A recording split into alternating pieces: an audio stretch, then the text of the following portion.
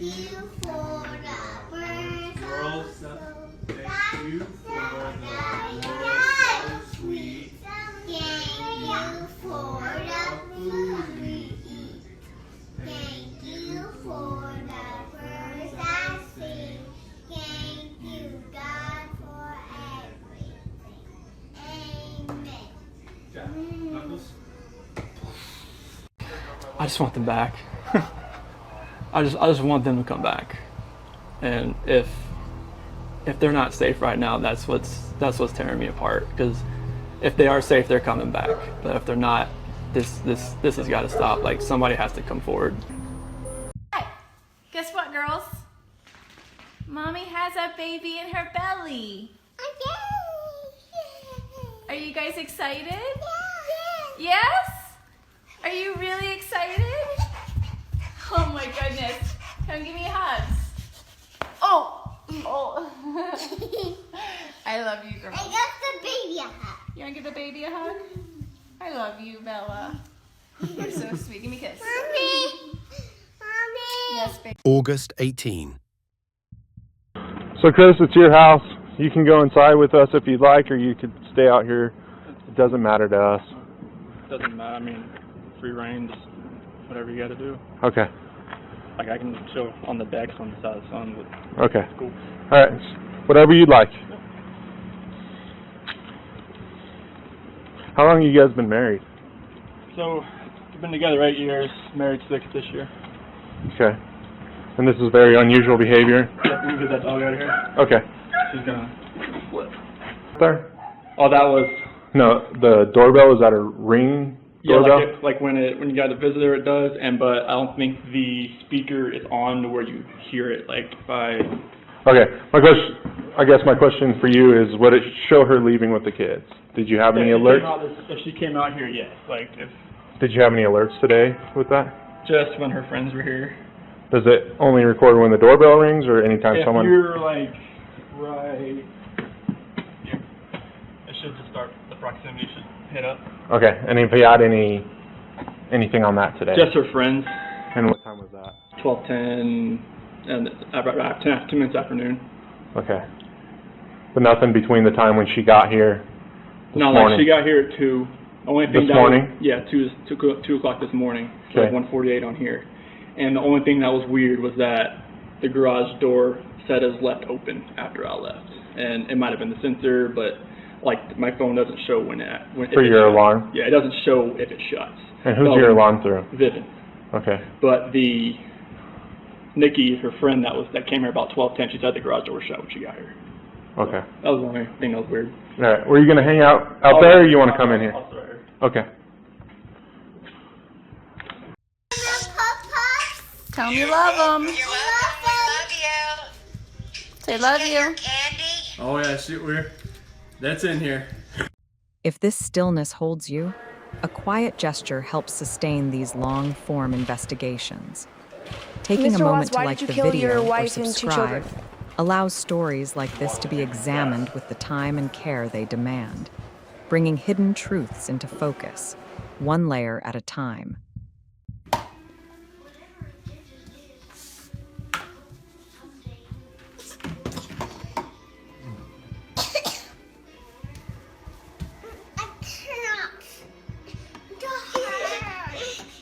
What, Kiki?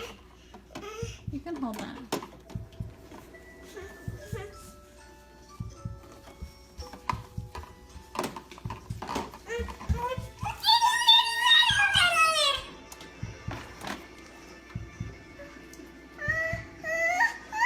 Objectively say that this is perhaps the most inhumane and vicious crime that I have handled out of the thousands of cases that I have seen. And nothing less than a maximum sentence would be appropriate.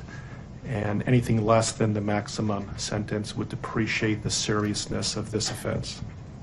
Deputies, I would respectfully ask that you take this defendant into custody and have him serve the rest of his life in the Department of Corrections. We are in recess.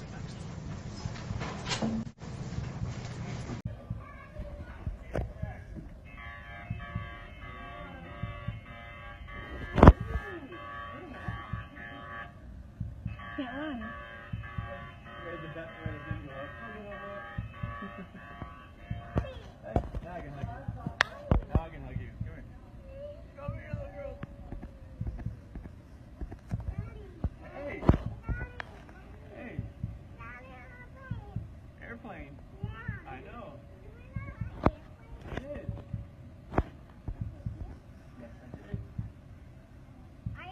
The past 3 months I barely slept because I've been going through a lot of different emotions because I did not see this coming. You went from being my brother, my sister's protector, one of the most loved people in my family, to someone I will spend the rest of my life trying to understand. What gave you the right to put your hands on a woman, let alone my best friend, my beloved sister, your daughters, and your son? Why weren't they enough for you? In the blink of an eye, you took away my whole world, the people that mattered to me the most. Everything in my life I loved, your children. They trusted you. They loved you. They looked up to you because you promised to keep them safe. Instead, you turned on your family. My blood is boiling as I write these last words because they are the last you will ever hear from me. I can't even think of the right words to describe the betrayal and the hate I feel. And to be honest, you aren't even worth the time and effort it takes to put my pen to this paper. There isn't a day that goes by that I don't cry for my family. They were my whole world. All I do is ask myself why. Why would you do this? You don't deserve to be called a man. What kind of person slaughters the people that love them the most? Did you really think you would get away with this? Did you really think that this was your best option, to throw away your family like they were garbage? They deserve better and you know it. I hope you spend the rest of your life staring at the ceiling every night, being haunted by what you've done. None of us deserved this. Hearing my mother and father cry themselves to sleep in this hotel room causes me anguish that is beyond words. I can't describe how this feels, how badly my heart is breaking for my poor parents. We trusted you. You have taken away my family from this earth, but you can never take them from my heart. You took away my privilege of being an uncle to the most precious little girls I've ever known. I will never hear the words Uncle Frankie again, but you will never be called Dad again either. You'll never be able to put your hands on another woman, let alone my best friend, my beloved sister, and your son. I just can't comprehend how they weren't enough for you. Shanann, Bella, and Cece loved you more than anyone. You were their hero. How could you destroy the people who loved them the most? I pray that you never have a moment's peace or a good night's rest in the cage you'll spend every day of your life in. A cage you are privileged to live in because my family isn't evil like you. We begged the district attorney to spare your life because despite everything, we believe that no one has the right to take the life of another, even someone like you. I feel sorry for your family. I know the pain that they must feel knowing that they can't hug you, because that's how my mother, father, and I feel every time we cry for our family. Nothing hurts more than watching or hearing my family weep for their loved ones. I just wish that I could tell that you would tell the truth, but I know that that is asking for more than you are capable of. I stayed up all night writing this statement. I don't sleep because of you. My life will never be the same because of you, but at least my conscience is clear. I get to live free, but I can't say the same for you. I haven't slept in 2 days because I've been anxiously waiting for this moment, the moment I get to tell you how I feel, how this has affected my family and I. My family and I can finally grieve after today. If anything, we will come out of this stronger today than we were before, and we will continue to pray for your family. Sincerely, Frankie Rusick. Thank you.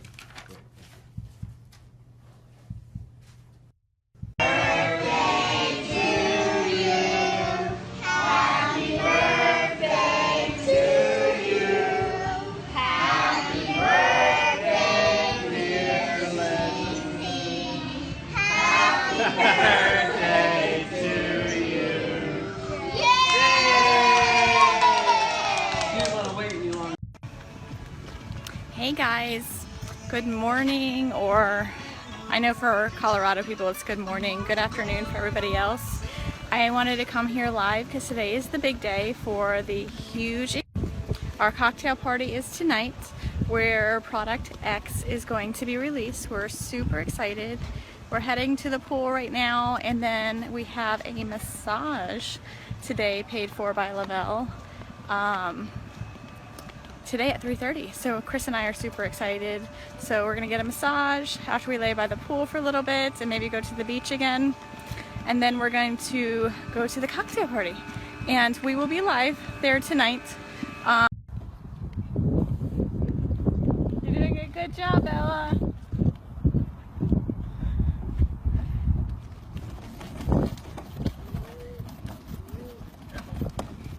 Careful. Hello. Okay, wait, we gotta stop. We're gonna stop before we go across the road. Look both Remember? ways. Look both ways. Your hair came out. Yep, she pulled them out. Pulled him out. Hey, no cars coming. Hi, Cece. Careful, careful, boo. Careful, sweetheart. This is how she does it.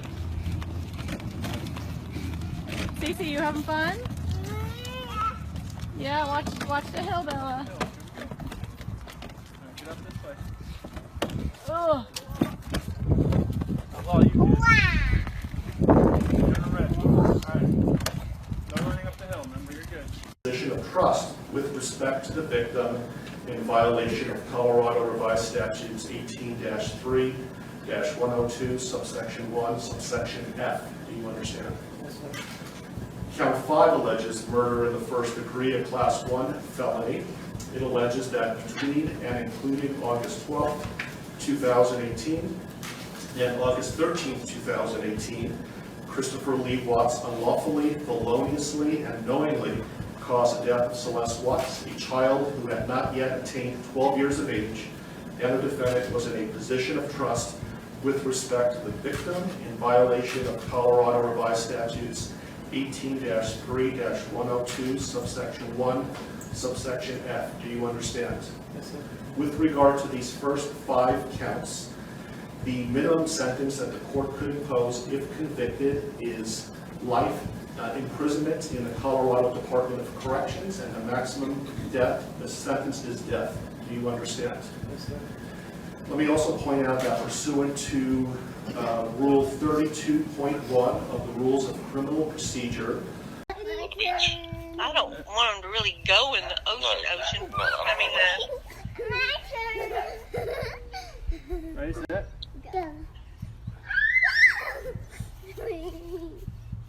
Ready, set?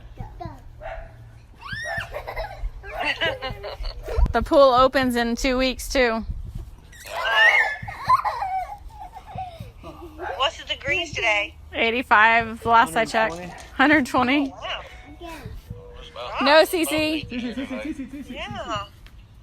CC, get girl. Oh God. Oh my gosh, are you kidding? She can climb that fence.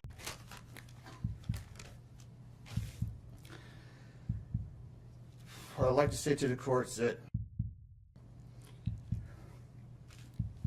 Shannon, Bella, and Nico are loving, caring people. They love life. They love being around people who love them. They always had good times. This is the first time they went to the beach this year, and they loved it. But God only knows what happened that night. Life will never be the same without Shannon, Bella, and Celeste and Nico. Had all their lives to live. They were taken by a heartless one. This is the heartless one, the evil monster, who dare you take the lives of my daughters Shannon, Bella, Celeste, and Nico. I trusted you to take care of them, not kill them. And they also trusted you. The heartless monster, and then you take them out like trash. You disgust me. They were loving and caring people. You may have taken their bodies from me, but you will never take the love they had from me. They loved us more than you will ever know, because you don't know what love is. Because if you did, you would not have killed them. You monster, thought you would get away with this. I don't know how. The cameras do not lie. You carry them out like trash of the house. Yes, I seen the videotape. You buried my daughter Shannon and Nico in a shallow grave, and then you put Bella and Celeste in huge containers of crude oil. You heartless monster. You have to live with this vision every day of your life, and I hope you see that every time you close your eyes at night. Oh, I forgot. You have no heart or feelings or love. Let me tell you something. I will think of them every day of my life, and I love them every day of my life. Prison is too good for you. This This is hard to say, but may God have mercy on your soul. I hope you enjoy your new life. It's nothing like the one you had out here. May the courts have no mercy on you. It's hard every day. It hurts in so many ways. I have heard people say that you're not a monster. No, you are not. You're an evil monster. Thank you. Love you, Shannon, Bella, and Nico. Love you, Pop and Dad. And one other thing. And Shannon says she is super excited for justice today. Thank you, Your Honor. Thank you,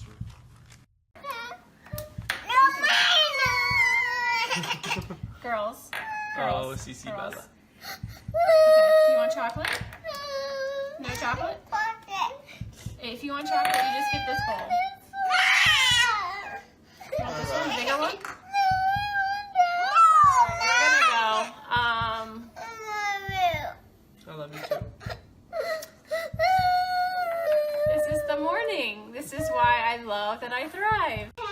No candy, Mama. I don't have candy. No, Bella. Bella, you can't play with Mommy's lotion. So this is addiction palette number 5. She keeps stealing my makeup. I'm telling you, this is why I lose makeup.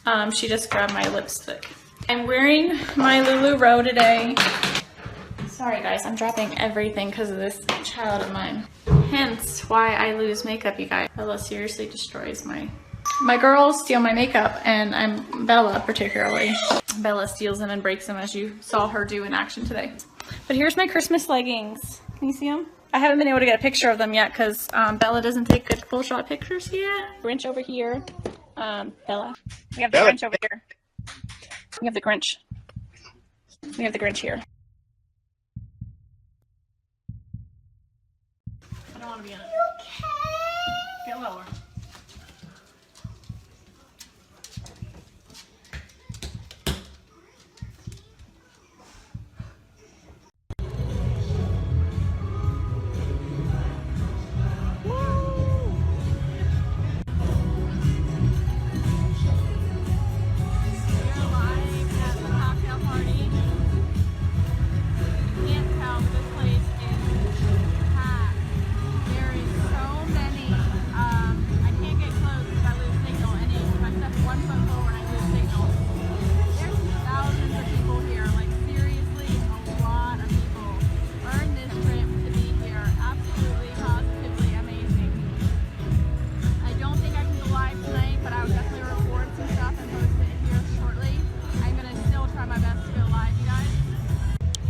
Everyone needs to deserve this. Everyone. Absolutely everyone. Tell them how much fun it is. It's amazing. This place is nuts. It is phenomenal. We're gonna go have some fun. Get to hear what's coming out. It's absolutely exciting. We're super excited. We'll be back here live shortly, guys. Love you. Cece, play patty cake on Daddy's head. Yeah, she's gripping it right now. Cece, play patty cake on Daddy's head. Go whack a daddy. Don't do that, Cece. Don't do it. Sounds kind of hollow. Whack a daddy. Don't spit. Don't spit on Daddy, please. Oh, that's a shower.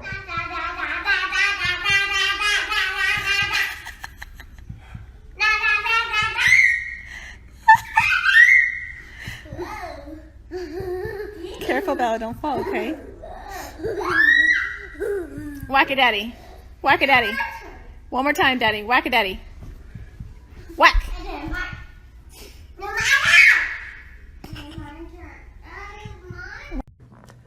I'm Cindy Watts. Ron Watson. Thank you. And I have authorized you to make a statement to the court as paternal grandparents of the children. And if you choose not to make a statement, but your designee, Ms. Powers, chooses to, she can do so as well. How would you like to proceed Can today? I read that? I want you to start. I want you to start, but I would like to read Who's that. going to be speaking today? Your Honor, initially, they've asked me, and they're hoping that they have the strength to speak, but if they do not, they've written out their statements and asked me to finish for them. So That would be fine. Who would like to go first? if I could start, Your Honor. On behalf of the Watts, Your Honor, and to the community, we thank you for the opportunity and the recognition under the Victim Bill of Rights. We come today as the grandparents and the parent of the daughter and children whose life was taken in this case. We are not here to ask for leniency. We are not in any way condoning or tolerating the crime that has occurred and the pain that has been caused. We join in our daughter-in-law and grandchildren's family in saying this should never have happened. This is not condonable. This is something that we will never get over. We appreciate the consideration that everyone has paid, most especially the families that have lost everyone. We appreciate that they begged for Christopher's life. We agree and echo what they have said, that it is not his place to take anyone's life, nor would it be our place as a community to take his life. So we thank you for the opportunity and for every consideration and effort that's been put out. The prosecution in this case has in fact respected the Victim Bill of Rights. They took the time to explain that the information that my clients had at the time that they were interviewed was not correct. They were misinformed. They were searching for answers. They were not intending to cause any pain to anyone, and they appreciate that the prosecution answered their questions and gave them the time and the respect and the consideration so that they could tell this court and everyone in this community that the interview content was not their message, that they accept that their son has done this, that they accept that he chose to plead guilty, that he sought and requested their consent and agreement for a life sentence. They appreciate that he is given the opportunity to serve that life sentence. It is his responsibility, it is his sentence, and it is not enough to make up for what has done. We understand and we join the family in that we have questions. We don't know how such a thing could possibly happen, or that a man that was responsible for raising his children and protecting his wife would take the steps that he did, and that he would disregard their bodies and the love that he had for them and they had for him and everyone else, and take the gestures and put this community through the investigation and the discovery and the responsibility of bringing justice. We do not understand that. We do not think it was appropriate. We cannot begin to think that an explanation will ever justify it. My clients indicate that they understand that a full opportunity for a confession with all of the responsibility and accountability has not occurred. And they support the family and the request that that happen, if not today, at an appropriate time, in an appropriate manner, so that everyone can have peace, to understand to the best of their ability the details that they need and to have their questions answered. And by giving this opportunity of a life sentence, we hope that he embraces that moment. That had the death penalty been pursued, there would not have been an opportunity to be accountable and to give a full confession. And had the death penalty been sought, counsel would have fought for his life, the prosecutors would have been engaged in a multiple-year battle, the families would have been torn apart, this community would have had to subsidize it and endure it, and we have so much respect and gratefulness that that did not happen. We would strongly encourage Christopher Watts to give that full confession in the tone and in the timing that he thinks is appropriate with the guidance of his counsel. We feel that it would be appropriate and helpful to ease the pain and the suffering. But we also say we don't think that there's anything that he can say that will ever account for his behavior. There's nothing that can be done to cure the harm he has caused. And he has the responsibility to serve his sentence with dignity and with regard for everyone, and to spend every breath that he has left in an atonement for what he has done. Do you want to read it? So if I could just have you state your name for the record. Cindy Watts. Thank you. My name is Cindy Watts. I am the grandmother of two beautiful granddaughters, Bella Marie, Celeste Catherine Watts. I am also the mother of Christopher Watts, who I will be directing most of my statement to. First, I'd like to begin by recognizing the absolute horror of this crime and acknowledging the devastating loss that both the Rusek family as well as our family have faced. Our families have been irreparably broken by the needless deaths of Shanann, Bella, Cece, and Nico. This is something we will never get over.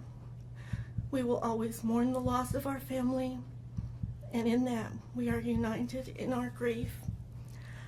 I am still struggling to understand how and why this tragedy occurred.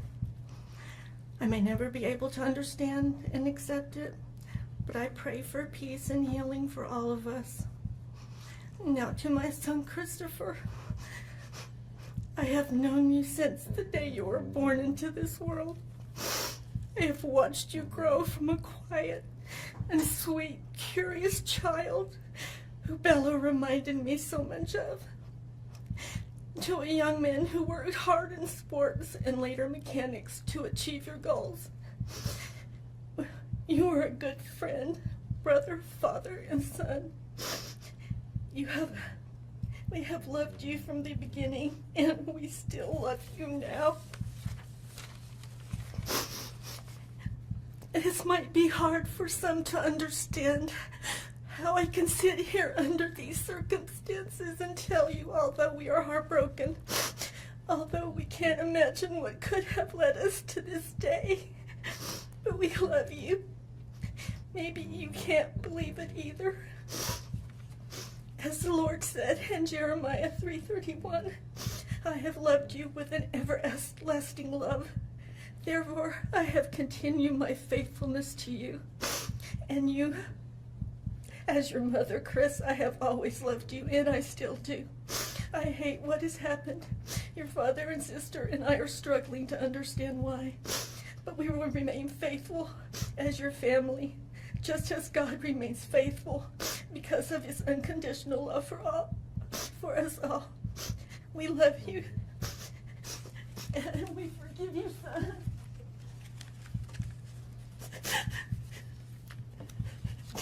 Thank you. Judge, if I could read Mr. Watts' statement. Yes. My name is Ronnie Watts, and I am the grandfather of Bella, Celeste, Nico Watts, and I am the father of Shannon. I am the father of Christopher Watts as well. And one of the most important things I've done in my life is to raise my children and to watch as they started their own families. I spent many years coaching Little League and talking to my son, taking him to the races, and sharing my love and knowledge of cars with him. He was just as involved with his girls. I believe he loves his girls. I know he does. This tragedy has impacted my family in so many ways. Beyond losing my precious grandchildren, our beloved daughter-in-law, we are forced to question everything. We still don't have all the answers, and I hope one day, Christopher, you can help us. Chris, I want to talk to you as a father and son. You are here today accepting responsibility, but I want to tell you this now. I love you. Nothing will ever change that, and I want you to find peace, and today is your first step. The Bible says if we confess our sins, God is faithful and just and will forgive us. Chris, I forgive you, and your sister forgives you, and we will never abandon you, and we love you. Dad. Judge, thank you for the opportunity to address the court. Hey everybody! So I'm home with the family, and they're excited to try the new Pro Bars, and they came in, I think, yesterday. So we have cookies and cream, and we have lemon meringue. Who wants Pro Bars? I do. All right, so do you guys want lemon meringue first, or do you want cookies and cream? Cookies. Cookies? I want that. You want the lemon meringue? All right, since I have this one open, let's try this one first, okay? Cookies and cream. And Daddy's gonna try it too. Yeah. Are you both? Yes, so everyone's gonna try cookies and cream. All right, Bella gets cookies and cream, Cece gets cookies and cream. Ready? Ready? Set. You're the taste testers. Yummy. Is it yummy? What's it taste like? Chocolate. Chocolate. What else? Watermelon. Watermelon. What's it taste like, Cece? Chocolate. Chocolate? Uh-huh. Is it delicious? Daddy? Oreo wrapped with vanilla. It's nice. Oreo wrapped in vanilla? Mhm. Is it yummy, Cece? Is that good, Bella? I think they like cookies and cream. Okay, so let's try the lemon meringue. Hey, everybody. So, a little crazy over here. Cece loves the cookies and cream. You like it? Nothing. Good thing. Don't mind me. It's been a long travel day yesterday. Been cleaning, regrouping today. Hey, Jen. Okay, so Chris, this is the lemon meringue. Nope, that's Daddy's. Here's yours. Wait, don't take. Wait. Here, Bella. Okay, this one's lemon meringue. It's like the pie, but better because I don't like the pie. Ready, set, go. Ready? Hey, Jessica. That's so good. How's that taste, Cece? Good. Good? Yeah? Do you like that one better? Me too. I like it. What's it taste like? You like lemon meringue pie? Straight out the box. Bella, what's it taste like? I don't like it. You don't like that one? Bella doesn't like that one. That's okay. Okay. You like the birthday cake, right? And the cookies and cream? Yep. Dieter, do you want some? Yeah, Dieter wants some. All right, so which one's your favorite out of all the Pro Bars? Hey, Wendy. I would say lemon meringue. Lemon meringue? What's your favorite, Cece? Birthday. Birthday? Mommy's favorite. What's your favorite? The cookies and cream? Wow. We have to keep 3 on stock. It's a good thing. How do I turn this around? It's a good thing that I have all 3 of the favorites in the house. Cinnamon rolls were sold out of it here at the house. You like it? I want dip and cream. You want dip and ranch? You want ranch dip and chips? Jess, I have them all. I just ate all of the cinnamon rolls. Cece actually really likes the cinnamon rolls too. Look at Bella. Cookies and cream. You got cookie mustard.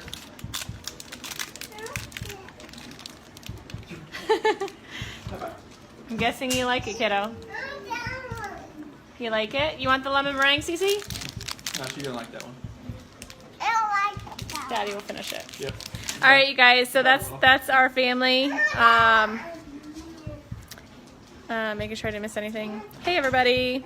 So we're a mixed family. Apparently, birthday cake is a winner for me and Cece. Bella loves the cookies and cream, and Chris is lemon meringue. Surprisingly, because he's a cookies and cream guy. Yeah. So super excited. I love it that it's a healthy snack, and Cece can eat it because she has a tree nut allergy. And none of our products are made in a facility that handles nuts at all. So Cece can have them. There's 0 nuts in them, and it's the only go-to bar. We can't do processed bars. We can't do anything like that because Cece can't have any of it because it's all processed in a plant where there's tree nuts or nuts. So it's really nice that she can have it. It's a quick snack for mommy. It's always in my bag, and I can just give it to her. And I heard you, baby. I heard you. She wants ranch and dip. She's my child. Thanks, Kat. So it's really nice. It's convenient for me as a mom that I can just carry them in my purse and always have something for her. So super excited. The Pro Bars are amazing. They're a great snack, low carbs, low sugar, 2 grams of sugar in all of them, I think. But yeah, 2 grams of sugar and 20 grams of protein. So they're really good for you. So you guys have a great night. Love you. And we're going to be, Cece and I are fighting over birthday cake. So, all right. Say bye. Bye. See ya. All right. Bye, guys. I know God will put the evil people where they need to be. I also want to take the time to thank the town of Frederick, Greeley, FBI, the DA's office, the CBI, for exceptional work. We thank Nicole Atkinson, Shannon's neighbor Nathan, and his family. To me, they're our heroes. They really are. God bless. God makes no mistakes on who he puts in your life. Marriage is about love, trust, and friendship and unity. We marry for sickness and health, to death do us part. Our daughter Shannon loved you with all of her heart. Your children loved you to the moon and back. Shannon's family was her world. Shannon put a crown on your head. But unfortunately, the day that you took their life, God removed that crown. We loved you like a son. We trusted you. Your faithful wife trusted you. Your children adored you, and they also trusted you. Your daughter Bella Marie sang a song proudly. I don't know if you got to see it, but it was, "Daddy, you're my hero." I have no idea who gave you the right to take their lives.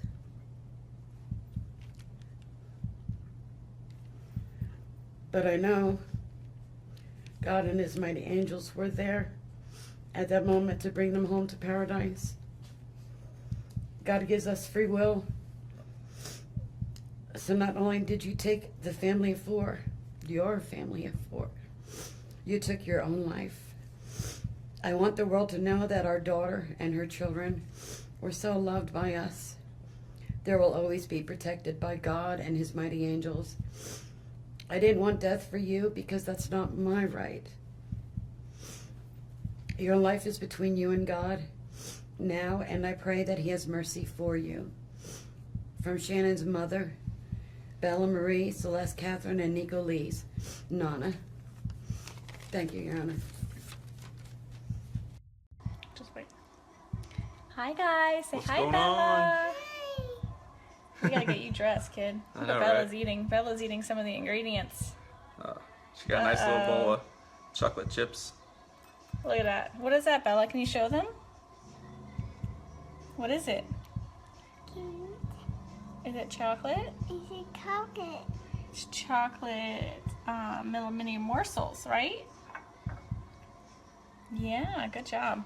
So she's been eating my peanut butter and the chocolate morsels so far today. So we're gonna let a few more people hop on, and then we're gonna get cooking here, and we'll explain to you what we're cooking up over here. So Yeah, welcome to the 12 days of Christmas, Lavelle Day, and even though I like to claim that I could probably cook, I can't at all. So I'm gonna let my wife do all the cooking. She's gonna make up some Thrive Bites for us. and I'm gonna go wash my hands real fast. Uh-oh. She's gonna leave me here alone. Oh, we got some people joining. Bella, look. Got people looking at us. Say hi. Wife's gonna be making up some Thrive Bites here in a second, so make sure you hop on and join us for the 12 days of Christmas. Bella's got some chocolate chips. I need a Lavelle apron. They're All right, guys. Hey, Michelle. Hey, Amanda. Bella's showing you what she's eating. She's eating the ingredients. She's been eating the ingredients since I've been getting them prepared. So we're gonna make Thrive Bites today.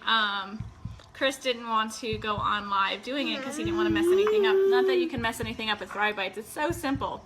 Except for today, we're gonna double the recipe because we love the Thrive Bites. When you are craving something to eat, or junk food or whatever, you just pop a Thrive Bite and it fills you up, and it's really delicious. Thrive Bites, right? Good job, Bella. My little helper right here. So today, I will post in the feed the Thrive Bites. Bella, shh. Will you turn it down for me, please? So I'm going to post in the thread here today on how to make Thrive Bites and the recipe. So basically it calls for 1 packet of your lifestyle mix. Now you can use any flavor. I'm going to use vanilla here today. And hold on, honey. It calls for a cup of oats, a half a cup of peanut butter. Hi, Bonnie. Hey, Corey. Look at Bella. A half a cup of mini morsels. Now, I'm doubling the recipe, but still want to keep the calories down, so I'm only going to still do a half a cup of mini morsels. It does also, you can add anything into it, like coconut, peanuts, walnuts, whatever you want. It's up to you. You also add a 1/3 cup of honey, a half a cup of ground flaxseed, and a teaspoon of vanilla. I don't know if I mentioned peanut butter, but also half a cup of peanut butter. Again, I'm doubling the recipe, so everything I'm doing here today is going to be double. Hey, Madison. Take care of my dad while he's there with you this week. All right, guys. Sorry. So first, I'm going to add my oats. These are so good. We can't keep them in the house. So then I added, the mini morsels. I add the ground flaxseed. So I always add all the ingredients. I'll just add the rest of Bella's. I add everything that's easy to mix. And so I'm gonna pour our premium lifestyle mix in a cup so you guys can see the consistency. It is micronized. It is fine. Very, very, very, very, very fine. Hey, Christine. So if you guys, probably can't see that way here. So if you can see how finely micronized it is. I mean, literally it's thinner than flour. I don't know if you guys can see that very well. So, hey, Mandy. So the Thrive Premium Lifestyle Mix is so fine. I mean, it's very, very, very fine. Let me find the other one. So you add 2 of those because, like I said, I'm doubling the recipe. Hey, Sharon. And so now I just pretty much mix this. And then I'm going to add the honey, the peanut butter, and the vanilla. So look at this so far. Hey, Sarah. So look at our little Thrive Bites so far. They're no bake, super simple, super delicious. Like I said, I'm going to Punta Cana in February, and I need to continue to, where'd Bella put my spoons? Hold on, guys. I think she took my, hold on.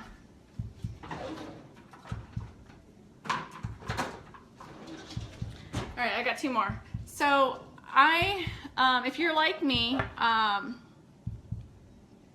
yes, Michelle, they're super delicious. So now I'm gonna add the honey.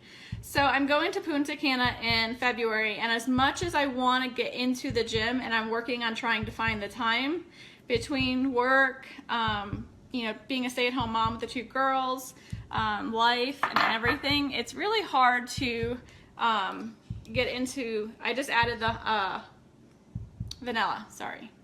It's really hard to get myself into the gym as much as I really want to.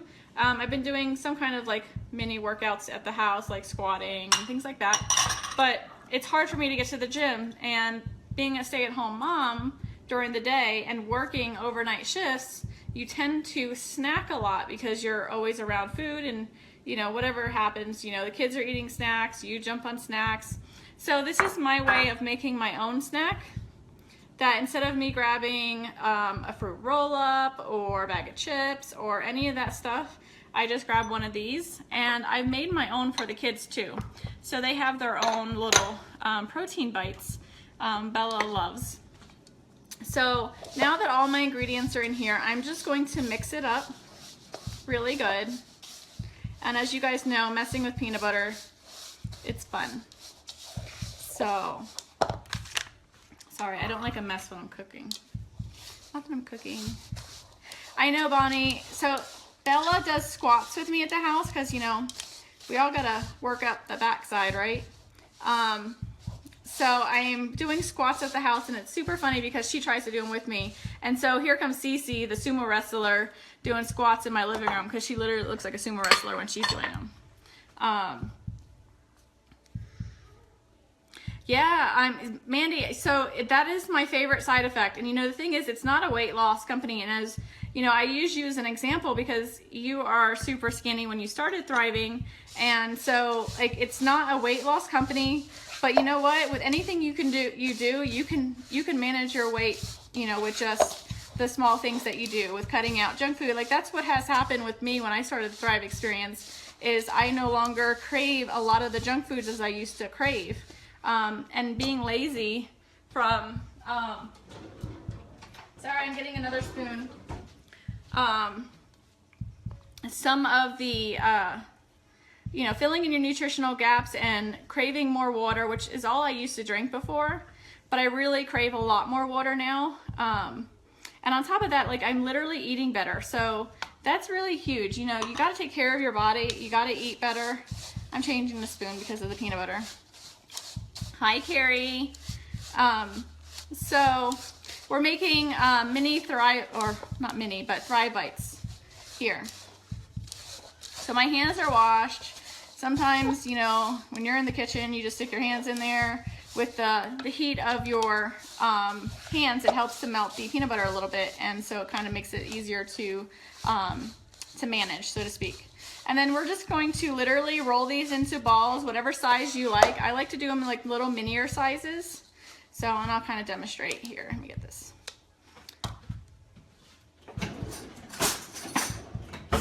So, get your hands dirty. I take about a teaspoon size. You can see that. And, you know, just pinch it into a ball. And so that's how big I make mine. They're probably a size of a quarter in round. Carrie, they're super delicious and very healthy for you too, except for the fact that they have little mini morsels in them, but I cut the recipe in half when it comes to the mini morsels. And then you can be creative. You can use the strawberry shake with it. You can use the apple pie and create it into like an apple pie little treat. I love the peanut butter because everyone in this house loves peanut butter and I can never keep it on hand. So it's been really good. Like I said, the girls love them. I don't use the Thrive Lifestyle mix for the girls, but I make them their own little mini bites, so they feel like they're getting a treat with us too. Yes, Mandy. So these are so, like, honestly, they're really good too. But yeah, and you can do whatever you want with them. You can add anything. I'm not a coconut person, so I don't add coconut to mine, but you can add chunky peanut butter. You can add anything, you know, that you want. Stick them in the fridge, let them chill, and then put them in a little container, and then you're good to go. Grab and go. How many spoons are you required? Listen. I use like one sometimes, but like it's sticky, and you know, usually I just use my hands a lot. Of course they're clean, but you know, I'm trying to be, you know, proper, like professional TV cook, you know. I don't qualify though. So, give me 1 second. They're really good. You guys really have to try them. I will post them in the thread here. I am down 28 pounds since I started the Thrive experience, and going to Punta Cana in February, I'd like to be down another, you know, a good 5 to 10 pounds. And so this is a really good way for me to do that. And I'm gonna show you kind of what they look like. I'm sure some of you have made some protein bites before. So it's super simple, you guys. have fun with it. Bella was helping me out, but Chris took her away so she wouldn't talk on the video. Incorporate your kids, like make something for them. Like, and this is super fun. Bella likes to roll these with me, and she does a really good job with it. And it's interaction with your children too at the same time. So that's pretty much it. I'm gonna finish making these, and then I'll come back on later and show you what they look like when they're all done, even though they look the same, just a little firmer. So you guys have a great day, and I'll post the ingredients so Michelle, you can go ahead and continue shopping when you're at Walmart today. All right, guys, have a great day. There are these are great when you have an afternoon slump of work. Yes, so good. And you know, honestly, like I eat them throughout the day, and they're really good snacks for when I work overnights, because when I work overnights, I tend to snack on a bunch of junk food, like things that aren't good for you. And so these have been a really good supplement instead of doing that. So instead of a bag of chips, I'm eating some Thrive Bites. All right, guys, have a great day.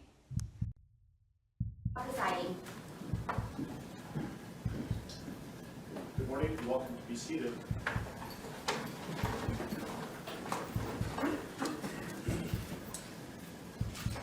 Okay, we are on the record. We are in Division 17 of the Weld County District Court, and we are here regarding Weld County case number 18CR2003, people of the state of Colorado versus Christopher Lee Watts. My name is Marcelo Cupcow, a district court judge here in Weld County, and I will be the presiding judge in this case. If I could please have the lawyers identify themselves for the record, starting with the prosecution. Good morning, Your Honor. Michael Rourke on behalf of the people. Patrick Roach on behalf of the people. Your Honor, John Walsh on behalf of the defense. Jim Merson on behalf of Mr. Watts. Thank you. Thank you. And Mr. Rourke, do you want to make a record regarding compliance with the Victims' Rights Act? Yes, Your Honor. We are in compliance with the Victims' Rights Act.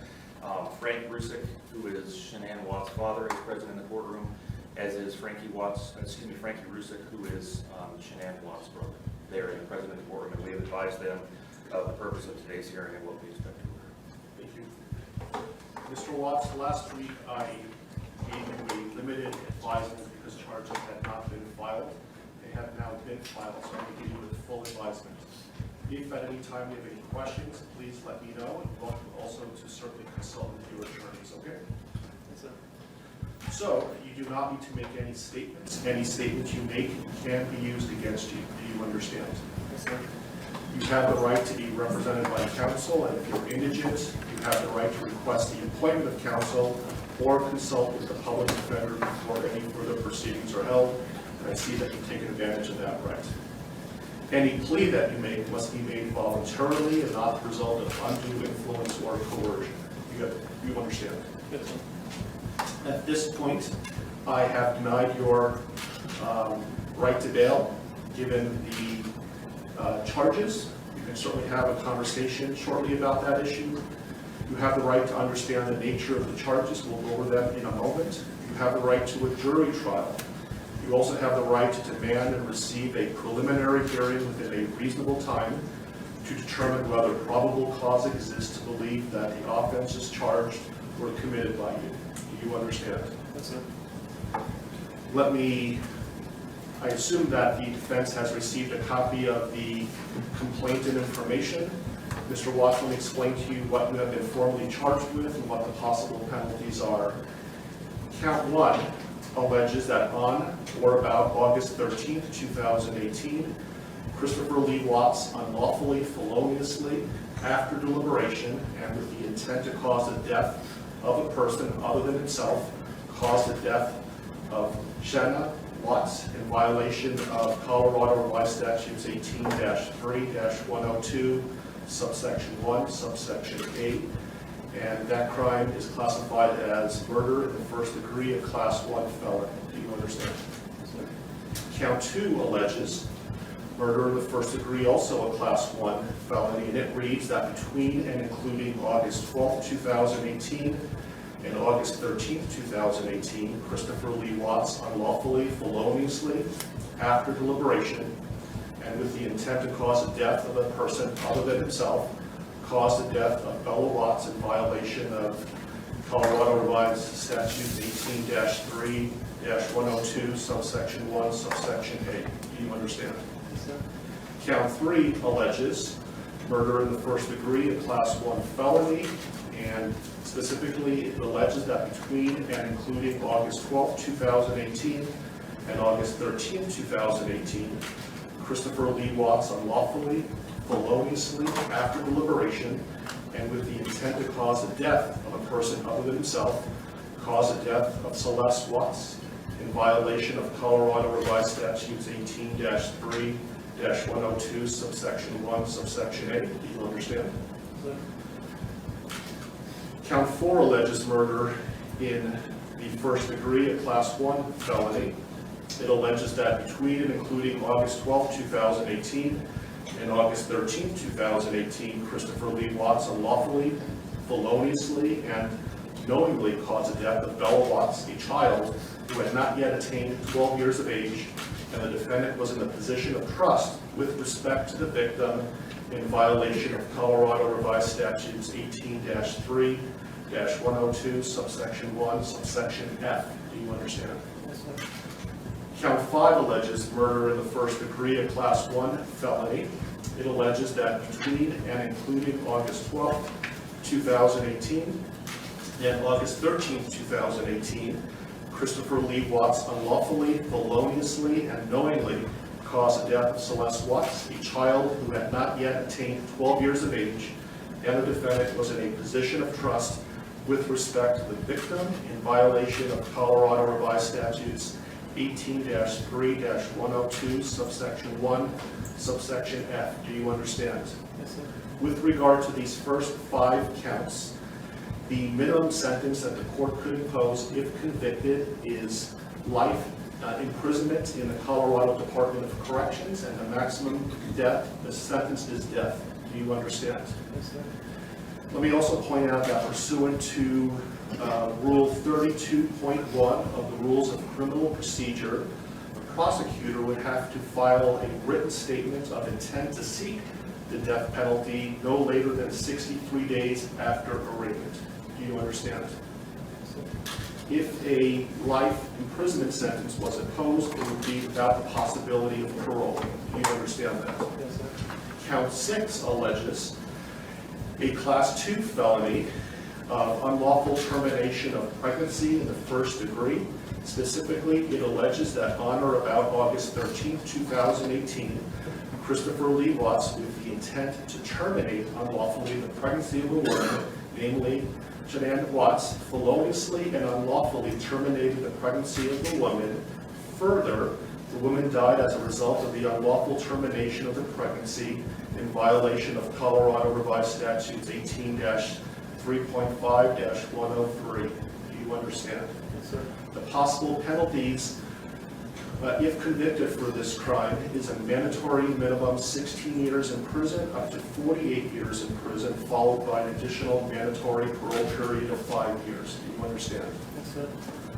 Count 7 alleges tampering with a deceased human body, a Class 3 felony. It alleges that on or about August 13, 2018, Christopher Lee Watts, believing that an official proceeding was pending, in progress, or about to be instituted, and acting without legal right or authority, unlawfully and feloniously, willfully destroyed, mutilated, concealed, removed, or altered a human body, part of a human body, or human remains with the intent to impair it or their appearance or availability in the official proceedings in violation of Colorado Revised Statutes 18-8-610.5. Do you understand? Yes, sir. Count 8 alleges also tampering with a deceased human body, a Class 3 felony. It alleges that on or about August 13, 2018, Christopher Lee Watts, believing that an official proceeding was pending, in progress, or about to be instituted, and acting without legal right or authority, unlawfully and feloniously, willfully destroyed, mutilated, concealed, removed, or altered a human body, part of a human body, or human remains with the intent to impair its or their appearance or availability in the official proceeding in violation of Colorado Revised Statutes 18-8-610.5. Do you understand? Yes, sir. And finally, count 9 alleges tampering with a deceased human body, a Class 3 felony. It alleges that on or about August 13th, 2018, Christopher Lee Watts, believing that an official proceeding was pending in progress or about to be instituted, and acting without legal right or authority, unlawfully and feloniously, willfully destroyed, mutilated, concealed, removed, or altered a human body, part of a human body, or human remains with the intent to impair its or their appearance or availability in the official proceeding in violation of Colorado Revised Statutes 18-8-610.5. With regard to counts 7, 8, and 9, those Class 3 felonies carry a presumptive range of 4 to 12 years in the Colorado Department of Corrections. If there were sufficient mitigating circumstances, the minimum could be as low as 2 years. If there were sufficient aggravating circumstances, as many as 24 years. And any prison sentence would be followed by an additional mandatory parole period of 3 years. Do you understand? Yes, sir. Do you have any questions about what I've said so far? Yes, sir. And Mr. Merston, has your office filed a written intent to seek a proof evident presumptive rate hearing? Not yet, Judge, but we will be filing that. This case will be Mr. Walsh's and Ms. Harold's. They were the attorneys listed on the, I believe, the most recent pleading from the defense. Okay, thank you. And I would point out, Mr. Watts, that the prosecution also indicated in the complaint and information that these were acts of domestic violence. Do you understand that? Yes, sir. Okay, thank you. And so, Mr. Walsh, what is your request today? Your Honor, considering that we haven't received any discovery of the case, we're not in a good position at this point to advise the court about what kind of time we'll need. My suggestion to the court is that the court allow Mr. Watts to reserve the preliminary hearing in the case, reserve the proof evident hearing, and set the matter for a status conference about 60 days out. So just to be clear, he is waiving his right to have a preliminary hearing within 35 days, that he's not seeking a proof evident presumption grade hearing prior to the setting of the status conference in about 60 days, but he's reserving his right to have those hearings in the future, but not necessarily within 35 days. Is that right? Yes, Your Honor. We've spoken about those issues. And do you understand what we're talking about, Mr. Watts? Yes. Do you have any questions about that? Okay. And Mr. Rourke, do you have any objection to that request? No, Your Honor, that seems like the prudent way to proceed at this point. Okay. Let me give you a date that, how does, so 60 days is about October 20th or so. I have October 11th. Does that date work for the parties? I can go a little bit further if you like as well. I think a little bit further would make sense, Your Honor. Thank you.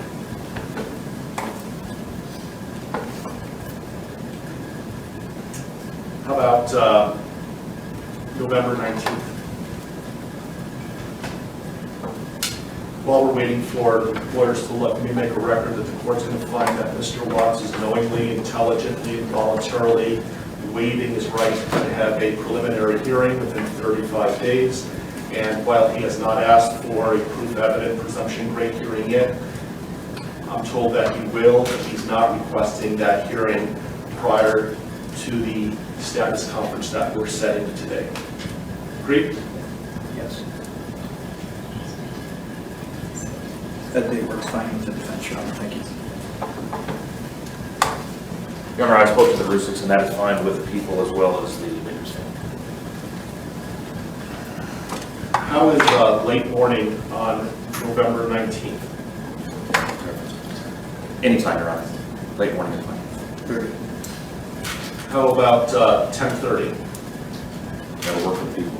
And that will be in Division 16. I apologize for the bouncing around of division, but my courtroom obviously is not big enough, and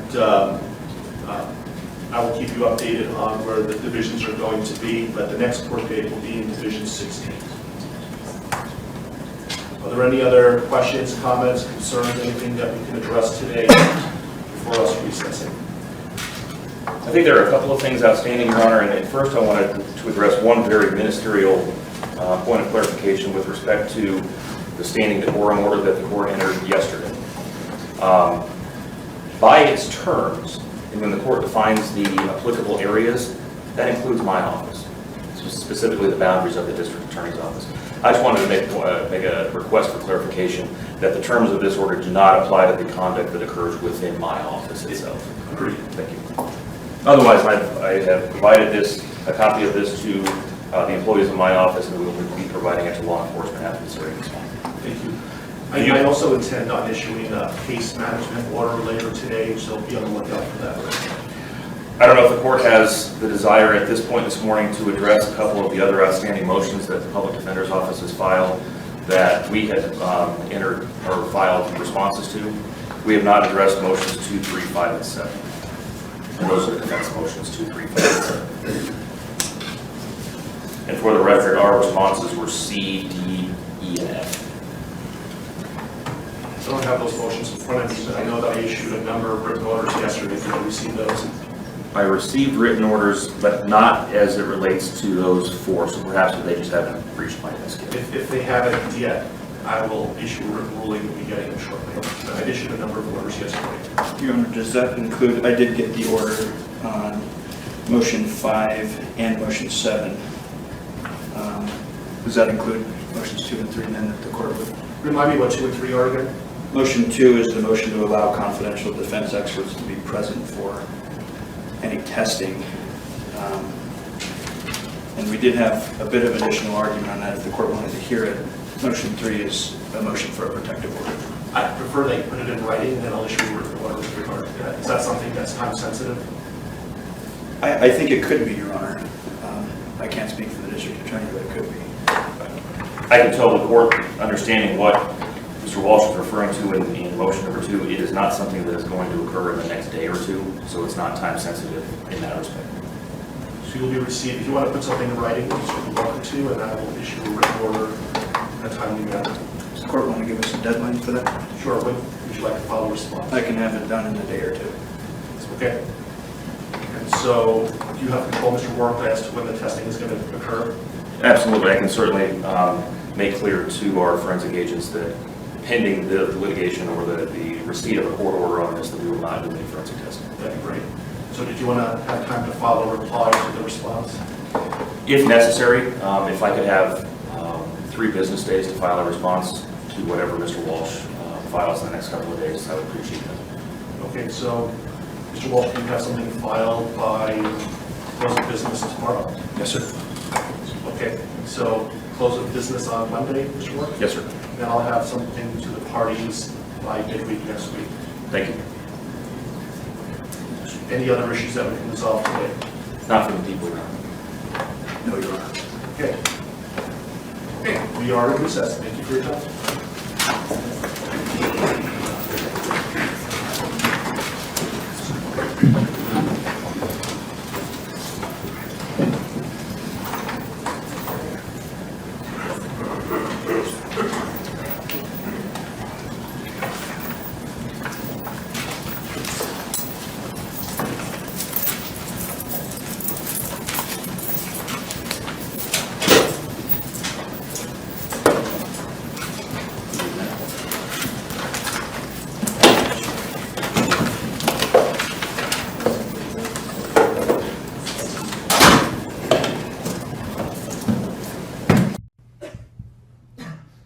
Your Honor, there are no words to adequately describe the unimaginable tragedy that brings us before this court today. By my comments, I'm not even going to try to express the horror, the pain, or the suffering that the defendant has caused to these families, to this community, and to all who were a part of this investigation. However, I do want to spend a few minutes sharing with the court the details of the crime, as so far you've only had an opportunity to review the affidavit and a few facts here and there that have been offered to the court in the motions and pleadings that have been filed. The questions that have screamed out to anyone who will listen since August 13th of 2018 are why and how? Why did this have to happen? How could a seemingly normal husband and father annihilate his entire family? For what? These are the questions that only one individual in this courtroom or on this planet knows the answers to. I fully expect we will not receive the answers to these questions today, nor will we at any point in the future. I don't expect that he will ever tell the truth about what truly happened or why. Even if he did, there is no rational way that any human being could find those answers acceptable responses to such horrific questions. The best we can do is try to piece together some kind of understanding from the evidence that is available to us. And the evidence tells us this: the defendant coldly and deliberately ended 4 lives, not in a fit of rage, not by way of accident, but in a calculated and sickening manner. Shanann was 34 years old. She had married the defendant in November of 2012. Over the weekend leading up to August 13th, she had been at a work conference in Phoenix, Arizona, and returned home in the early morning hours of August 13th. We know that she got home about 1:45 in the morning. The doorbell camera on their home shows her arriving back home from the airport. Shortly thereafter, at least according to the defendant, they had what he referred to as an emotional conversation about the state of their marriage and about what their lives would look like going forward. What was said during that emotional conversation, only he knows. What we do know is that shortly after that, the defendant strangled her to death with his own hands. We know that he slowly took her life the morning of August 13th. We know that this was not done in an uncontrolled, vengeful manner that he tried to describe to agents from CBI and the FBI. If that were the case, you would expect to see vicious, horrible bruising about her neck, shoulders, and face. You would expect to see the hyoid bone in her neck broken. You would expect to see some kind of defensive wounds on his body as she struggled and fought for her own life. None of those are present. The only injuries that were on Shanann's body were one set of finger or bruising, what appeared to be fingernail or finger mark bruising to the right side of her neck. We know that our experts will tell us that it takes 2 to 4 minutes to strangle someone to death manually with their own hands. The horror that she felt as the man that she loved wrapped his hands around her throat and choked the life out of her must have been unimaginable. Even worse, what must Bella, age 4, and Celeste, age 3, must have experienced or thought as their father, the one man on this planet who was supposed to nurture and protect them, was snuffing out their lives. They both died from smothering. Let me say that again. The man seated to my right smothered his daughters. Why? Imagine the horror in Bella's mind as her father took her last breaths away. Your Honor, understand very clearly, Bella fought back for her life. The frenulum, the connective tissue between her upper lip and her gum, had a centimeter and a half laceration. She bit her tongue multiple times before she died. She fought back for her life as her father smothered her. Celeste had no such injuries. In fact, she had no external injuries at all. But according to the medical examiner, she was smothered nonetheless. The defendant then methodically and calmly loaded their bodies into his work truck, not in a hasty or disorganized way. He was seen from the neighbor's doorbell camera backing his truck into the driveway, going back and forth into the house and back out to the truck 3 different times, 1 time for each of their bodies. He then drove them away from their family home 1 final time, intent on hiding any evidence of the crimes that he had just committed. In 1 final sign of callousness for his wife, his daughters, and their unborn son, and their remains, he drove them to a location that he thought no one would ever find them, to one of the oil tank batteries with which he was so familiar. He knew this was safe. He had texted a coworker the night before saying, "I'll head out to that site. I'll take care of it." He had carefully ensured that he would be alone in the middle of the plains to secrete away the remains of his family in a place that he hoped they would never be found. In one final measure of disrespect for the family he once had, he ensured that they would not be together, even in death, or so he thought. He disposed of them in different locations. He buried Shanann and Nico in a shallow grave away from the oil tanks. Bella and Celeste were thrown away in the oil tanks at this facility. Different tanks, so these little girls wouldn't be together in death. Imagine this, Your Honor. This defendant took those little girls and put them through a hatch at the top of an oil tank, 8 inches in diameter. Bella had scratches on her left buttocks from being shoved through this hole. A tuft of blonde hair was found on the edge of one of these hatches. The defendant told investigators that Bella's tank seemed emptier than CC's because of the sound that the splashes made. These were his daughters. Significantly, when his co-workers arrived at the tank battery later that morning, to a person, they all described him as acting completely normally. It was a normal workday, even while his daughters sank in the oil and water not far away from him. And then his efforts at deception truly began. We've all seen the emotionless interviews that the defendant gives to the local media, asking for help in locating his family. We watched as he claimed that the house was empty without them, and that he hoped that they were somewhere safe, and that he just wanted them to come home. He told investigators that they were at home sleeping when he left for work that morning, and that Shanann had told him that she was taking the girls to a friend's house for the day. What is striking about this case, Your Honor, beyond the horrors that I've already described to you, is the number of collateral victims that he created by his actions. While he stood in front of TV cameras asking for the safe return of his family, scores of law enforcement officers, neighbors, friends, and family scoured the area,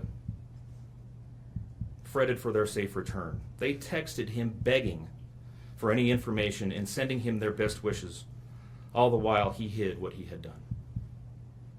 The list of indirect victims does not end there.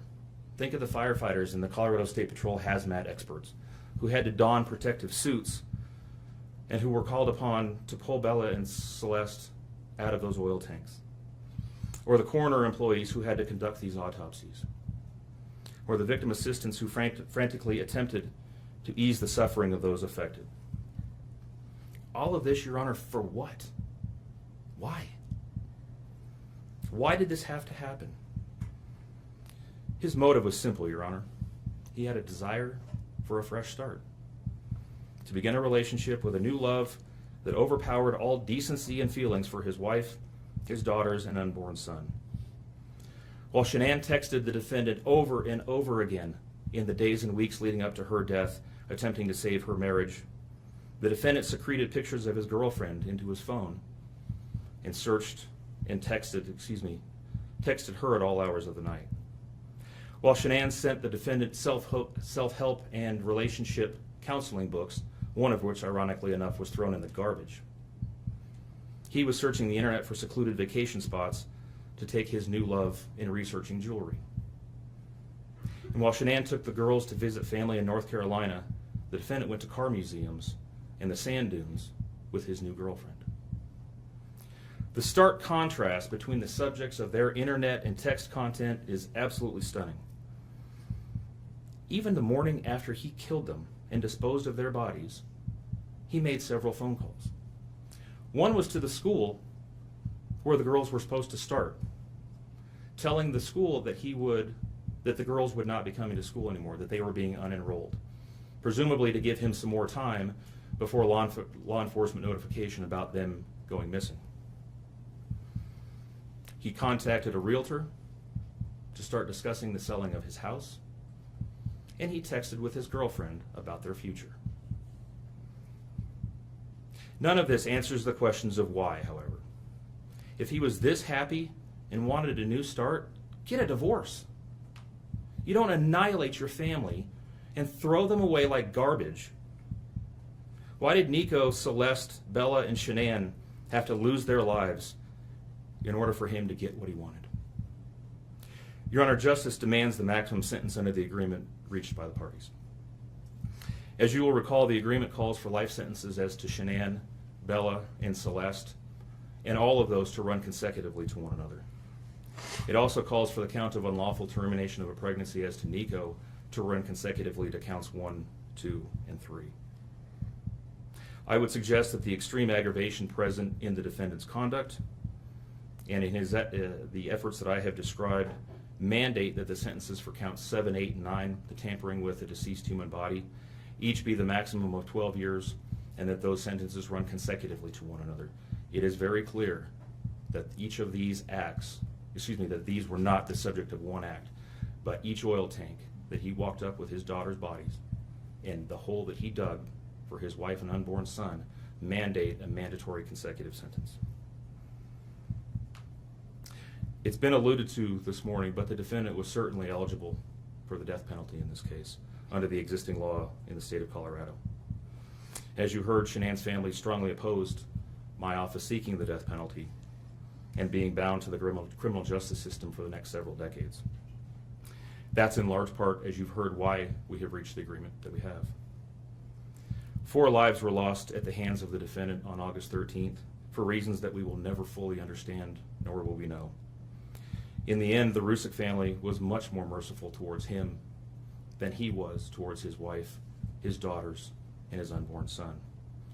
Prison for the remainder of his life is exactly where he belongs for murdering his entire family. Thank you.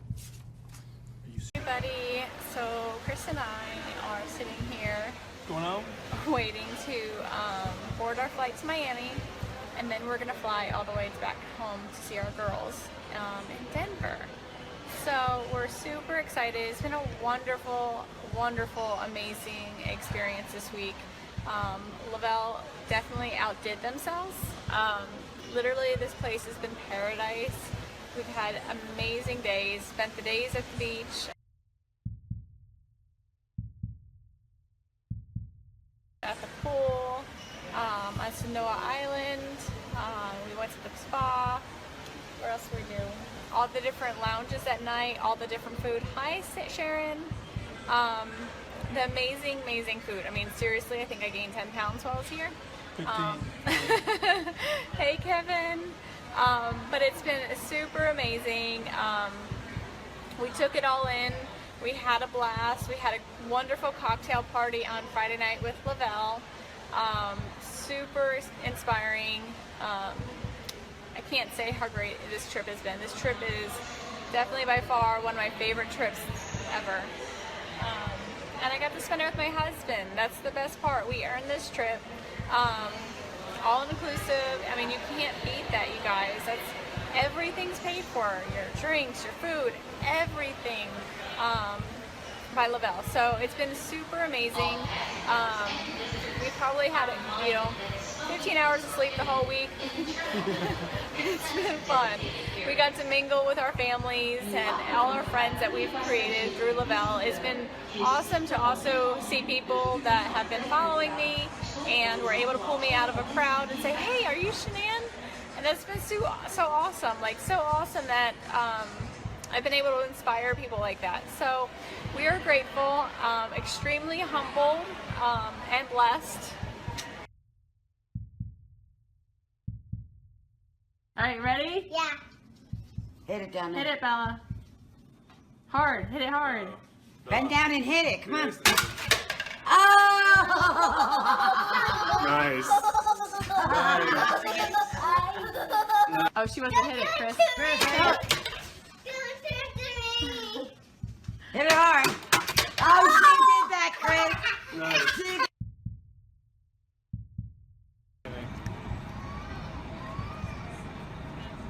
Say hi, guys. What up? This is Cece downtown Denver, cruising on Chris's shoulder. She's definitely working him. Hi, Cece.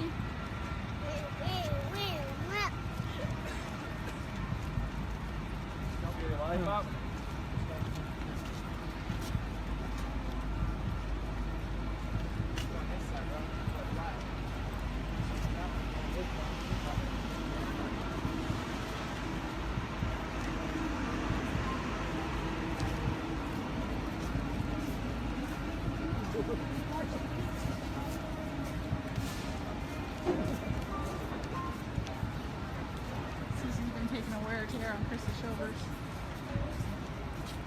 Cece. Where you going, Cece? Where you going, Belle? Come on, Bella. Yeah. Celeste. Bella. Come on, B. Bella's falling asleep too. Doesn't want to walk. Doing the crab walk. Crab walk. I'm sorry. Oh, torture your children. Make them walk downtown Denver. Poor kids. Poor daddy's shoulders. Cece.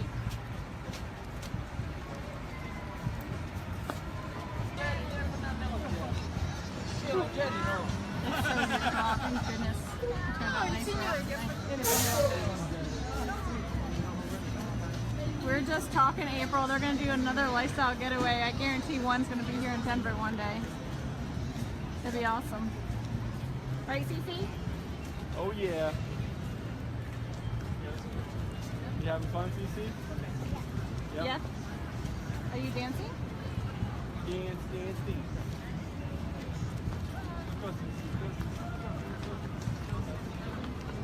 Hey, you're asking for it, dude.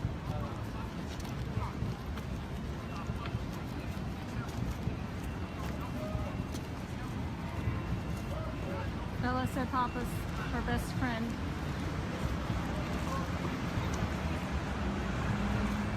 Bring it on, come on. Cece's breaking daddy's shoulders. Cece.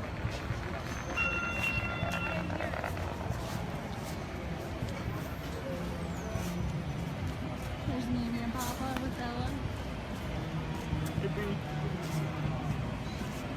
And downtown Denver. So different when it's not late at night.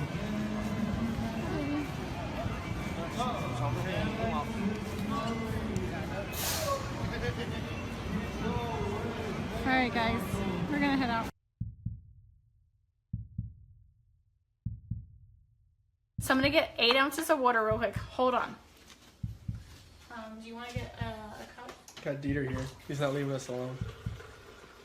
What's up, babe? Say hi.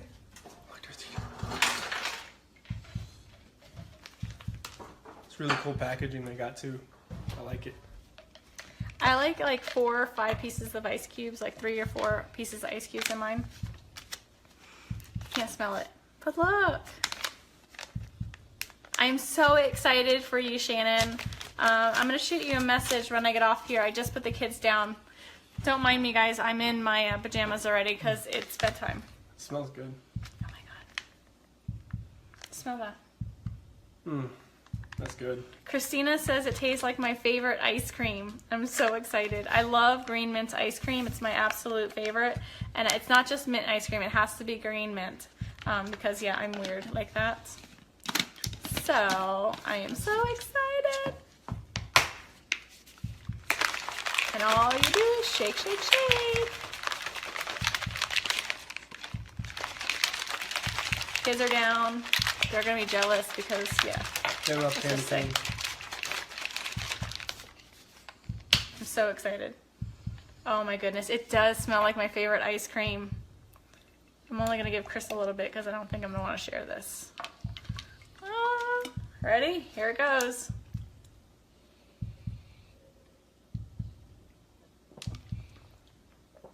Oh yeah. It's just like mint ice cream. Oh my goodness, this is absolutely amazing. It literally tastes, if you guys have ever had green mint ice cream, it tastes like green mint ice cream, like just like it. Delicious. That is really, really good. I don't know why he's crying. He wants to sit on the car. Charlie, it tastes like green mint ice cream. Have you gotten yours yet? Oh my god, it's so good. It's like 7 o'clock at night here. I love this. This is gonna be like my dessert at night. Hey Lisa. I'm not ignoring you guys. If I didn't see your message, I'm sorry. It is amazing. Absolutely, positively amazing. This is probably my new favorite. Like, oh wow. Michelle, it's amazing. And you know what I'm gonna do? I'm gonna try this tomorrow, so be prepared. I'm gonna go live tomorrow.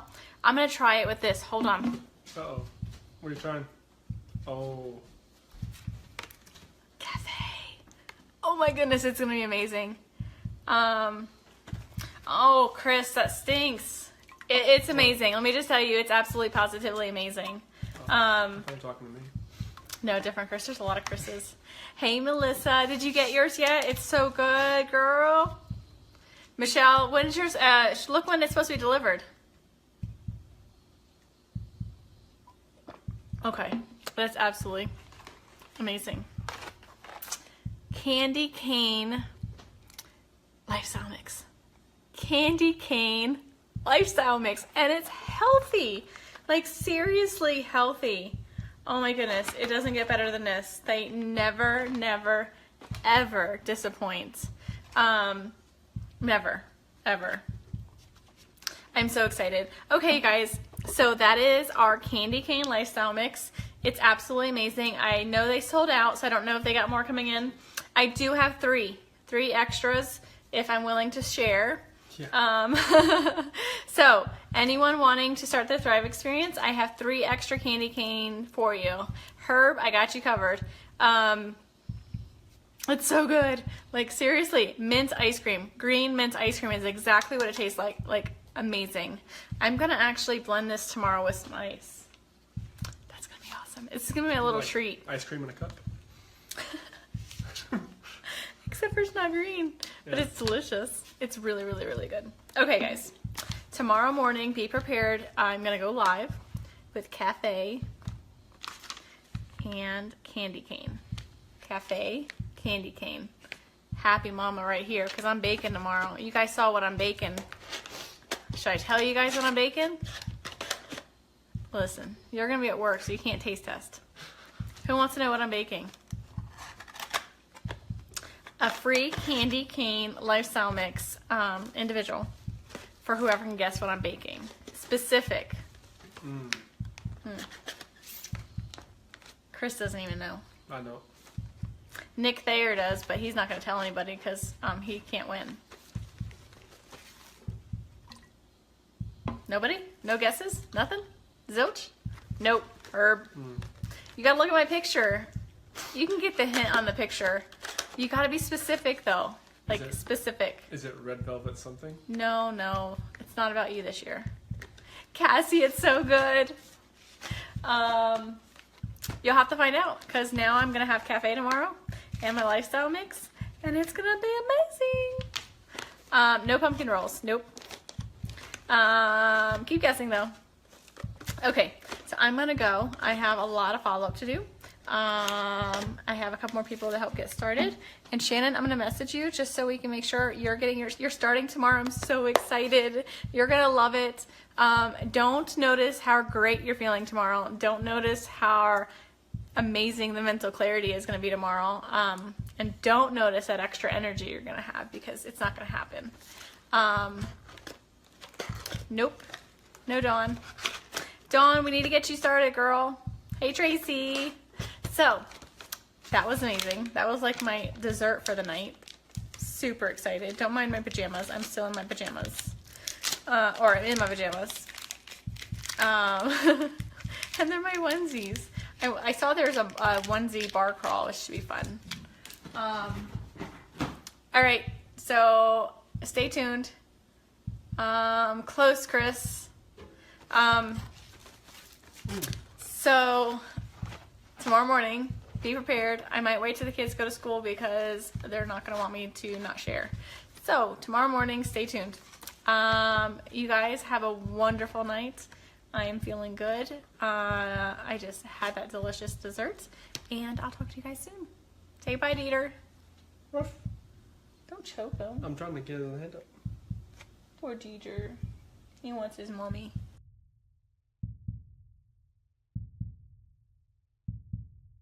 I think that's about it. Today's Sunday. Chris ran at 6 o'clock in the morning on a Sunday on his day off. What'd you do, 5 miles? Well, come over. So, it's amazing what you can do with Thrive and how it gives you the energy and mental clarity How are you watching and you're sitting right here? I'm right here. Weirdo. So Chris has lost a significant amount of weight since you started Thrive. How much? 50 pounds. And he's in a medium. He went from a 2X to a medium. And that was before, most of it was before Duo. Oh yeah, all of it was. And Duo is new. So, you know, filling in those nutritional gaps, helping your body, you know, feed itself with the premium nutrition, helps your body crave less. You definitely eat healthier. We haven't changed our diet. As you see, we've eaten banana bun bread this week. Mm-hmm. We've had brownies. And, you know, I'm sneaking in candy corn here and there. So, it's amazing. Thrive has a lot of benefits for everybody. Go Chiefs. Who won that game a couple weeks ago? I believe the Steelers won that game, if I recollect. Love you, Jess. I'm waiting. She's a diehard Chief fan. Diehard. So if you guys want more information, if you are looking to try it, shoot me a message. If you're one of Chris's friends, shoot him a message and he can get you some more information as well. We have 2 spots left for either the cafe for free or your DFT, regular DFT. So shoot me a message. Thanks everyone for hopping on. I see a lot of my faves are on here. Nikki, I sent you a message. Amy, I saw your message. I'll respond back here in just a minute. Who else is on that I missed? Okay. So Amy's sending us some Steelers stuff. I gotta send her some money too. Thrive Forever. Yes, it's amazing. So Christina just jumped on. Hi, Christina. Hey, I'm sending over Cece's smallest jersey for you to put on Coral. Tell DJ if he doesn't have a jersey for her, we're getting a Palomalu jersey. Perfect size for Coral. This still fits Cece, so tight. So you better tell DJ he better hurry up and get her whatever jersey you guys like. So Amy, that's coming your way too because Cece's growing out of it. It's a Palomalu 12-month jersey, but it still fits her and she's a chunk. It's good luck jersey. It is a good luck jersey, so we haven't parted with it yet because it's good luck. So, does anyone have any questions that's new and would like? You can use credits today, so if you have Laval credits, you can use credits to buy the DFT Duo. So yeah, I think that's it. Anyone have any questions? Once, going twice. I forget what else I was going to say. I want a cafe right now with my lifestyle mix though. All right. So McKenna will have plenty of time to wear it because it's, you know how they're larger. They wear larger, so. All right, so shoot me a message. I'm going to go celebrate with a piece of banana nut bread. Just kidding. Maybe. So if you guys have, shoot me questions if you guys have any questions. Thanks for hopping on. Go Steelers, and talk to you guys soon. Hey, Christina, call us tonight about 6:30 our time. No, Eastern. 6:30 our time? Yeah, 6:30. We'll start the chant. Oh girl, she's teeny tiny. It'll perfectly fit her. If Cece's wearing this now and she's in 3T, she'll totally be able to wear it for a while. It's just worn. It's definitely worn. Bella's worn it. Cece's worn it. It's our favorite jersey. So,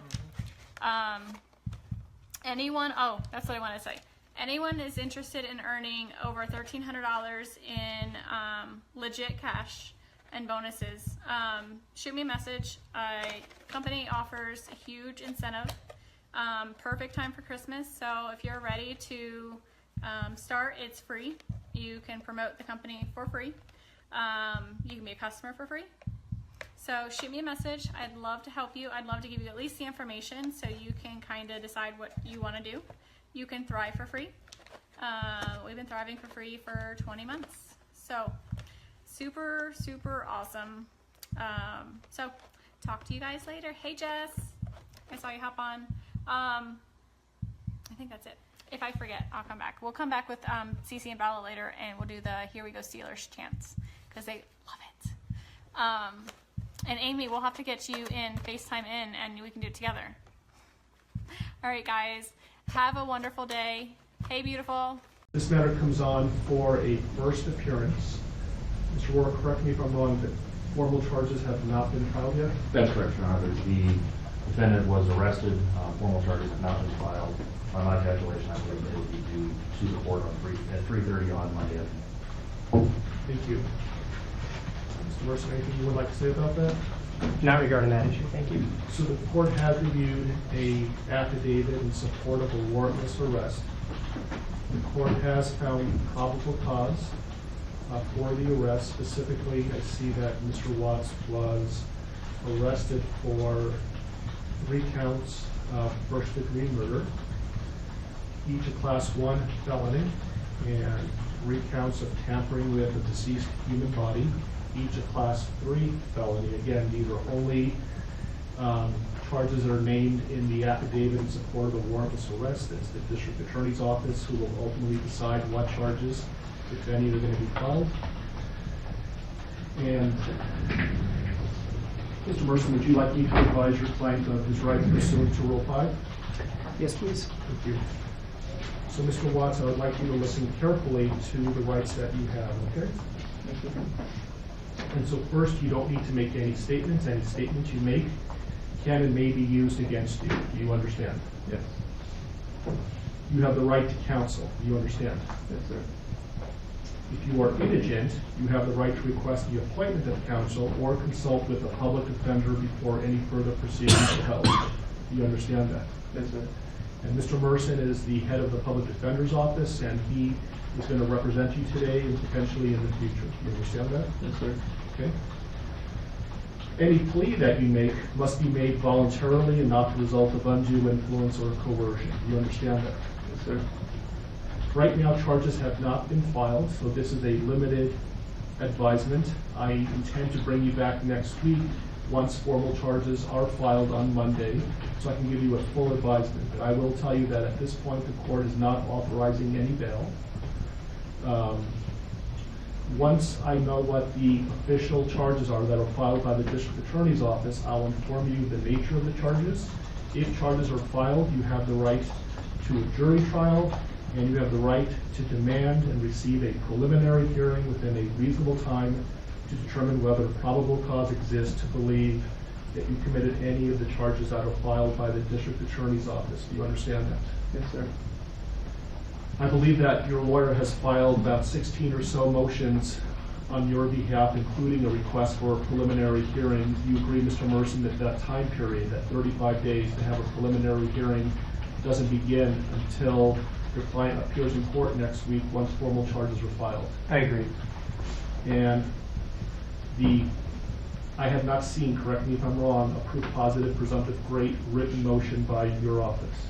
Not at this point, Judge. Okay. Okay. And so would you like me to further advise your client of any additional rights? No, thank you. Mr. Rourke, what kind of conditions, if any, are you requesting for the protection order given the circumstances? Judge, I'm going to defer to Mr. Wren. Mr. Wren?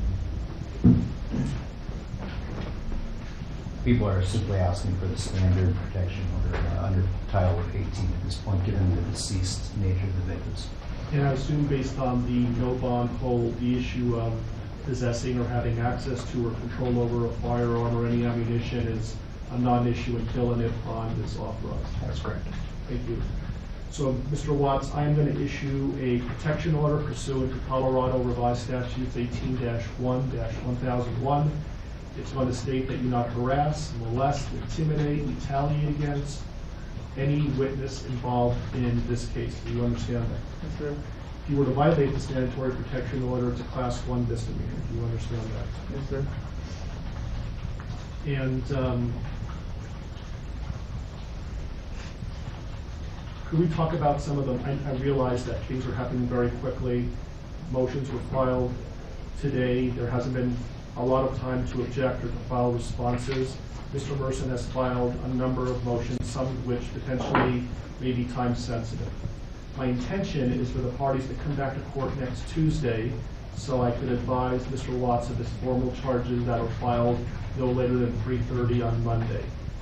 So I'm not sure if I'm going to be requiring the prosecutor to file a response between now and Tuesday, or whether we can resolve some of these issues now. For example, the preservation of certain evidence, like police notes, handwritten notes, like touch DNA evidence, things of that nature. Your Honor, I think we can address some of these pretty quickly, but certainly not all of them. We would be asking for time to file a written response to some of them. Yeah, I'm just concerned about the time that elapses between now and Tuesday, and I want to make sure that the evidence that's being requested to be preserved is preserved. Understood. So, for example, can you, any objection for me to order that all law enforcement, both state and federal, that were involved in this case, preserve their handwritten notes? Any objection to that? No. So I will grant that request. Did you read Mr. Merson's motion with regard to touch DNA? I believe that was filed under seal, and I have not seen it. It was suppressed, so they should have had access to it. Gail, Christy, could we print out a copy for Mr. Red? Again, I appreciate the fact that this happened very quickly, and so let me get you a copy of that, a hard copy of that, and then you can review it and let me know what your thoughts are. Is there an autopsy that's scheduled to be conducted in the near future? Not yet. It was a 16. 16? Yes. And while we're waiting, Mr. Merson, I noticed that... Actually, I'm sorry to interrupt, Judge. It was D17. D17? Yeah, sorry. So I see that your motions are numbered, but I'm missing 9 through 15. Yeah, I basically counted them and then started off. There were some other people in my office that had filed those other pleadings and not numbered them. I just want to make sure I'm not missing something. I don't think you are. I think many of them many of them concern the media issue. On the way over here, the deputies advised the court had already ruled on that. So to a certain extent, some of that is moot. But if we are going to take a D17, in light of the fact that the affidavit is still sealed, I would ask that the court seal the courtroom and just allow the parties to argue that, because it will require me to talk about information in the affidavit. Well, why don't we give Mr. Wren an opportunity and let me know whether, without talking about the substance, whether he has an objection or not. It's really more of putting the prosecution on notice than anything else. Why don't you read it first and let me know what you think.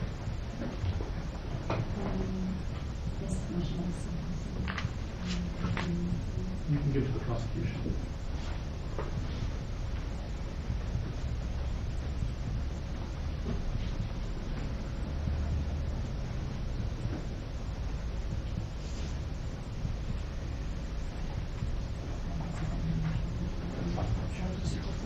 Steve. Extra. I might. It was one of the... So, I did add the house to this. So the D17 will have the house on it as well. But that's the gist of it. At this point, I'm concerned about whether or not Sonata has been released by law enforcement. Okay. When was that? Late last night. Okay. All right. Then I guess that part of the motion would be voted this point. Mostly concerns what's in this motion. So, okay. If I could take a moment to read that. Mr. Merson, anything on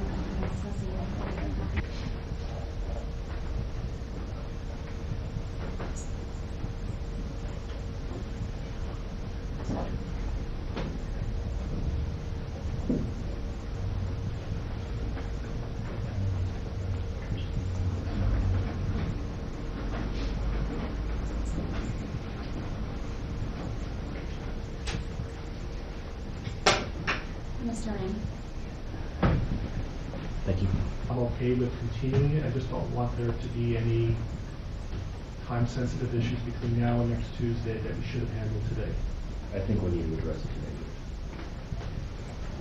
As I indicated, Judge, at this point, there's not an autopsy scheduled or autopsies. I don't know when that might happen. I don't know if it would happen before Tuesday or not.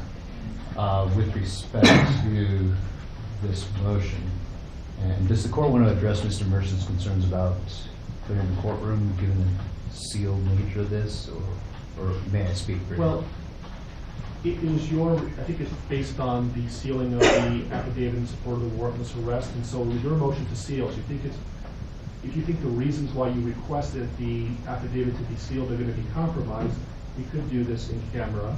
If you believe it's not, then we can talk about it publicly. I'm not worried about the compromising nature of the affidavit. I will tell the court and make a record that the prosecution has provided Mr. Merson with a copy of the affidavit, despite the fact that it was sealed to the public. I am concerned about this being discussed in a non-in-camera setting. My concerns revolve around the issues I brought up in the objections to expanded media coverage. It's an ongoing investigation at this point. I have concerns about, what would be discussed and how that would implicate Mr. Watts' right to a fair trial and his due process right. So my request is that the court seal the court so we can discuss this. Mr. Wright? Leave that to the discretion of the court. It seems to me, based on everything I've heard, that the affidavit is going to be released at some point. It was the prosecution who requested the sealing of the affidavit. They're not concerned about this being compromised, the investigation being compromised. And so I think we can talk about this publicly. Mr. Wright? And when you say talk about this, are we still talking about yes. D17, yes. Which was also filed under seal? Yes. So with respect to paragraph number 3, Judge, our concerns relate to the way this is worded. As the court knows, the pathologist goes through a very extensive process when conducting an autopsy, much of which is governed by statute.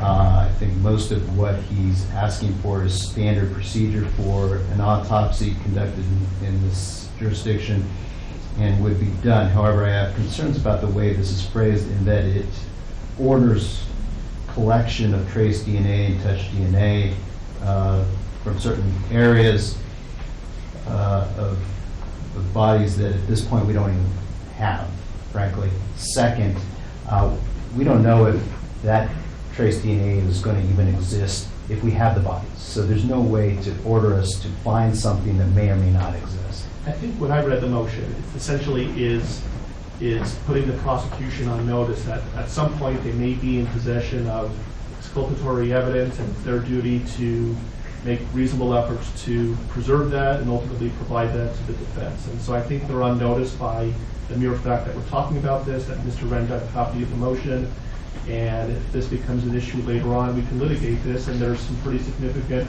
sanctions for the destruction of exculpatory evidence. Okay, so that will be the ruling of the court. Your Honor, may I ask one clarifying question? Because the way that the motion is titled talks about the collection of touch or trace DNA at 2825 Saratoga Trail as well as during the autopsy, but the body of the motion does not. I want to make sure that Mr. Merson is aware that the home where the homicides were alleged to have occurred has been released by law enforcement, was released as of about midnight last night.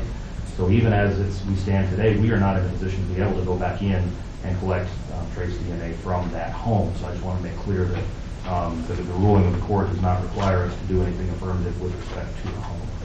And Mr. Wren advised me that the government is no longer in control of the home, so I'm aware of that. Thank you. Thank you. Thank you. With regard to the motion for protective order, essentially for nobody to speak to Mr. Watts other than his attorneys and investigators and support staff, I'm assuming there's no objection to that? Correct.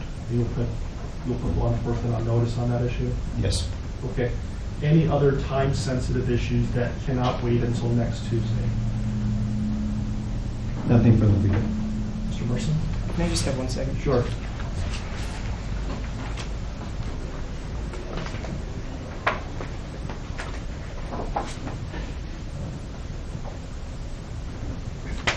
Nothing further. Thanks, Judge. Okay, and I would just respectfully ask that if you file anything between now and next Tuesday, certainly into the future, if you could advise your office of this, if there's more than one lawyer working on it, please number every pleading that's filed, and for the prosecution as well, maybe you can use letters. And that way I know that I'm not missing something. That would be wonderful. Yes. Okay, so we'll see. Let's pick a time next Tuesday. I know everybody's really busy. I just had some time open up. And so what's a convenient time for everybody to be here? I'm also going to be asking if there's victim rights compliance today and see if there's a more convenient time for whoever the victim rights representative is.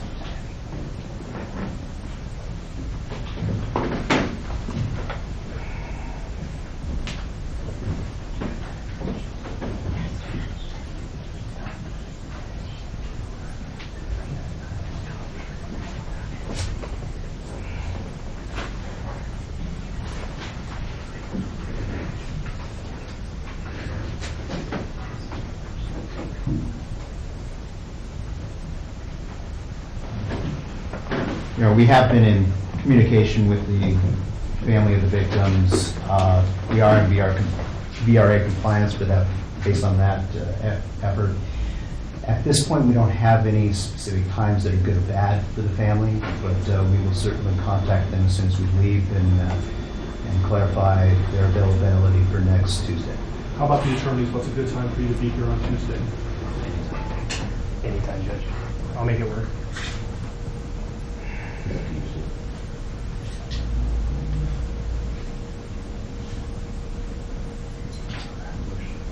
The motion's hearing in Division 12 at 2 o'clock. That'll probably last an hour. Otherwise, I'm free. About 10 o'clock. That's fine. Okay. So the plan is next Tuesday, 10 o'clock, we're going to know whether the prosecution filed formal charges or not, and the deadline for that would be Monday at 3:30. I will give Mr. Watts a more detailed advisement, and then we'll decide what the next step is going to be. Does that work for everybody? Yeah, one more thing. Yes. I would just ask the court order that the prosecution give the defense notice as to if an autopsy is to be scheduled, when that is scheduled, so that we can file the appropriate motions. I think you can appreciate why we would want notice of that. Yes. Any objection to that? Not as to the notice issue.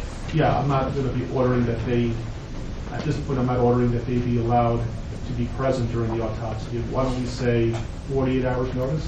Is that reasonable? Yes, and if I learn that information over the weekend, I'll email Mr. Merson. Is that okay with you, Mr. Merson? That's fine, thank you. They wouldn't do the autopsy over the weekend, though, would they? No, I don't believe so. They would? They're going to try to get it done soon. So 48 hours is probably not going to be because they make their decision. We've all certainly seen autopsies scheduled less than 48 hours after the bodies are recovered. So we will do our best to comply with the notice requirements as soon as we learn the information. Who would be making the decision on when to perform an autopsy? The coroner's office. So can you communicate with them that there's an order that there would be 48 hours notice, and if they, for whatever reason, can't comply with that, you'll let Mr. Merson know? Is the court ordering that the autopsy not be conducted earlier than 48 hours after the recovery of the bodies? No. Okay. What I'm saying is I'm ordering that you notify the coroner that there's an order that Mr. Merson's entitled to 48 hours notice, and if they are intending to perform the autopsy sooner than that, they need to let you know before it starts so you can give Mr. Merson reasonable notice. Yes, sir.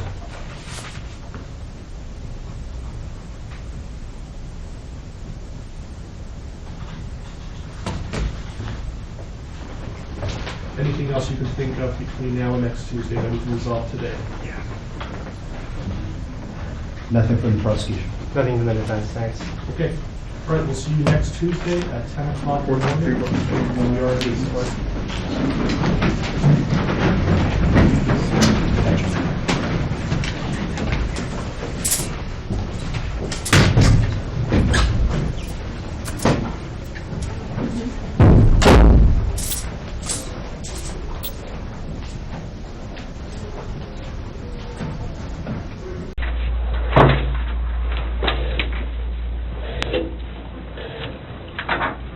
So I brought Graham in here because we want to talk to you about the results, okay? Sure.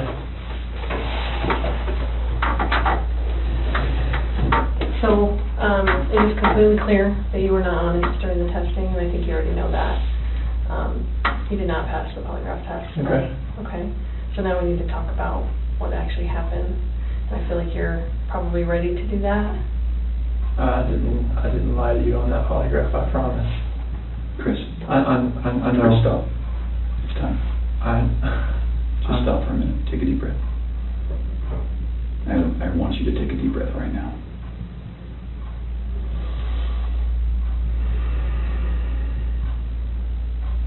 There's a reason you feel sick to your stomach. And when people hold stuff inside, it makes you physically ill. And I can just tell on your face, I could tell from the second you walked in that you were wanting to just come clean and just be done with this. And I appreciate that because you knew sitting down in that chair that you weren't going to pass today. And you knew I was going to find out because I told you that. And then you continued to stay knowing that you could, at the end, say, you know what? I just need to get this off my chest. Like, I just need to tell you what happened. We're not here to play games. We're not here to do any of that with you. We just want to know what happened. So can you start from the beginning and tell us what happened?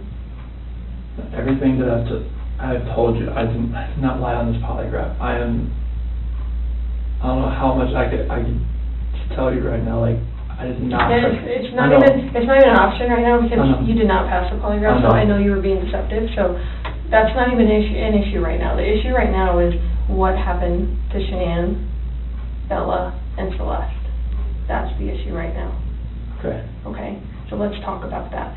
I've I know you want to tell us. I can see it in your face. Holding this lie in is going to do nothing for you. I know this. Like, Okay. I'm not like trying to like cover things up. Like, Yeah, but you kind of are because it's normal. Normal people would do that. Normal people that make a mistake initially are going to go, I don't know what you're talking about. I didn't do anything. That's normal. I would expect that. It's just like if you ask your kid, you know, did you write on the wall? And they go, no. And you're like, you have a marker on your hand. Like, I know you just wrote on the wall. And they're like, oh, okay. That's a natural reaction that someone's going to initially lie about something like that and then eventually tell the truth. So this is your eventually telling the truth time. This is where the rubber meets the road, Chris. Like, don't let this continue any longer, please. I'm not trying to make anything continue. Like, I want them back home. Like, but you know they're not coming back home. You know that. I don't know in the back of my head. I hope they come back home. But you know they're not. I hope they come back home. Mm-hmm. And I don't know they're not coming back home. Chris, Timmy and I are confused. Okay. And here's what we're confused about. I told you that we've done some work overnight. Yeah. I told you that we've got a lot of leads. Okay, that wasn't a lie. I know. We know a lot more than you think we do. Okay. And here's where we're confused. You're this great guy, and I'm not just telling you that, okay? I'm telling you that because everyone tells us that, okay? We can't find anyone to say anything bad about you. Chris is a great guy. He's a good father. He's a good man. We're confused as to why you're not taking care of your beautiful children. I'm not taking care of them right now. Right now. Where are they? I don't know where they're at.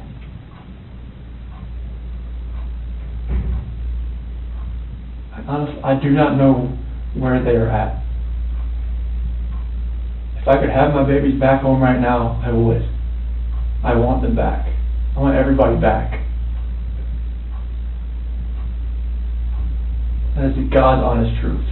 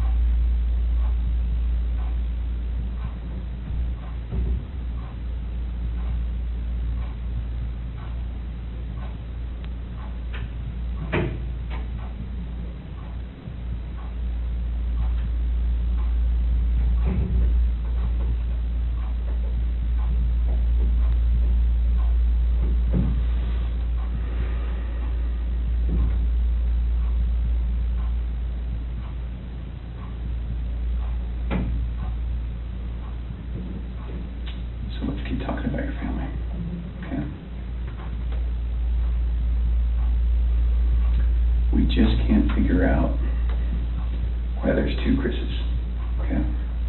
We talked about that last night. Yes. We just can't figure it out. There's a Chris, okay? If somebody asked me my kid's child routine, I would say, I don't know, go after mom. That's the truth, right? And so it is very surprising to me, and it warms my heart that you're the type of dad who can pack a bag in the morning, and you know just what to put in there, and you know just what to put in there as a backup in case they have an accident, okay? You know what the clothes to put in there, you know what they have for breakfast, you know what they have for a snack, and a dinner, and a nighttime snack. You can tell me the book you read to your daughters, okay? I know you love them, and you're not faking that, are you? It's real, okay? There's a lot of guys who come in here and try to tell me that, and I know they're lying, okay? Because they can't answer those questions that you can answer, okay? But you are here today lying about something else. So we need to talk about that, okay? I cheated on her. I know. And this is very good. Keep I'm not proud of it. Like, I don't think anything like that could happen. I don't think I would ever do it, but I did. I know. Keep going. And she accused me of it. I denied it. I cheated on her, and I feel horrible for it. Like, she was pregnant, and it was, I don't want to, I didn't hurt her. I cheated on her. I hurt her emotionally. I cheated on her. And I feel absolutely horrible about this, but that's what I've been holding. When I didn't go to the Rocky game, I was with her. Okay. I went to dinner with her. Okay. Keep going. That 5 weeks I was alone, I was with her most of the time. Okay. You're doing a good job. This is the Chris that I knew would come out today. This is the Chris who tells the truth because you're a truth teller. When I tell you I fell out of love, it's because I fell in love with her. Absolutely. Okay. I mean, that's God's honest truth. Okay. Who is her? So I don't want to get her involved in this. I don't want to ruin her life. Like, if something like this, I don't want her involved in this. Okay. So can we talk about that a little bit? Yes. I knew that you would say you didn't want to get her involved. Because you'd like to take care of people. She's a wonderful person. Like, I mean, she knew I was married, yes. And I told her we were going through issues, yes. Yes. And I told her that, we were going to get, at the end, like, you're going to get separated. Like, once I figured out what that was, I didn't know what that was going to be. I know. I had no idea. I saw her, took my breath away, and I'd never thought in a million years that could happen. I know. I don't even think I'm a figure. It was, I never felt that way about anybody in my lifetime. Mm-hmm. Chris, that's not your fault. No, I'm just. Well, can we do this? I know you want to take care of her because it's because you're the type of guy who takes care of women. It is. You took care of your wife, you took care of your daughters, you were very good at taking care of her, and you want to take care of her. So can we make a deal? I don't think this girl did anything to hurt anybody, but I can't walk out of here wondering. So can we leave her out of it? Okay. Get back to your wife and your daughters. Okay. Where are they? That I do not know. That was what I was holding back. Like, I didn't know, what I did. I know. Chris, in the interview today, you weren't asked about infidelity. You were asked about... I was holding back from last night.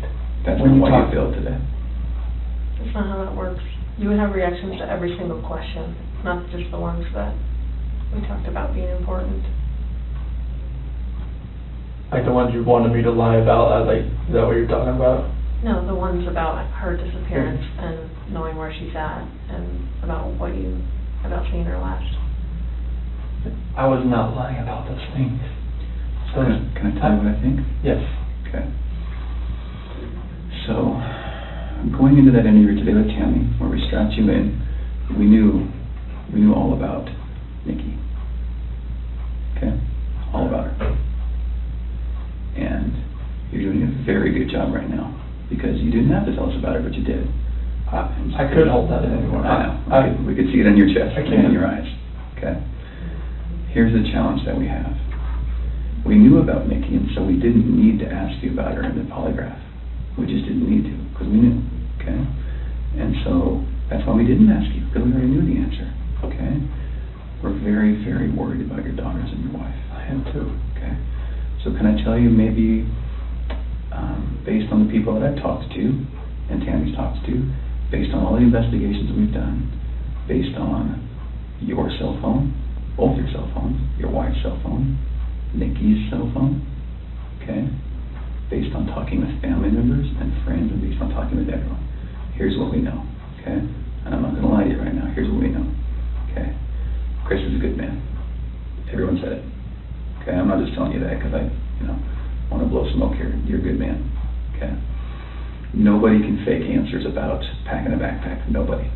You either pack a backpack for your kids or you don't, okay? This should have been the happiest time of your marriage, okay? You and Shanann. This should have been the happiest time. She's making a little money. She's making good money. You're making great money. You both have a job. You have beautiful kids. You have a beautiful house. You're in Colorado. Clean air, good people, okay? And on top of that, you look pretty good now. You're pretty fit, okay?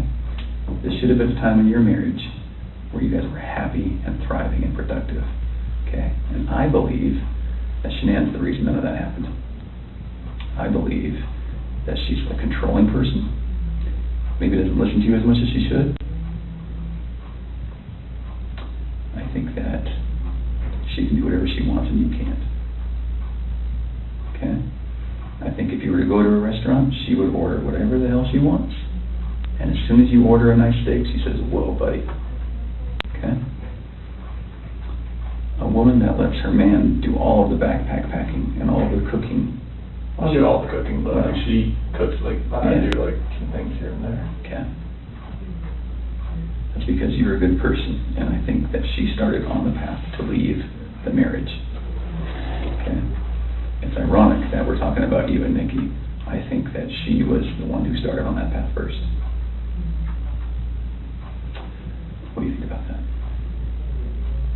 I wouldn't have thought about that. Okay. And the other thing I think is interesting is, even though she is that type of person that's controlling, doesn't listen, does what she wants, is walking away from her kids, here you are defending her. Because to your core, you want to take care of the people you love. Okay.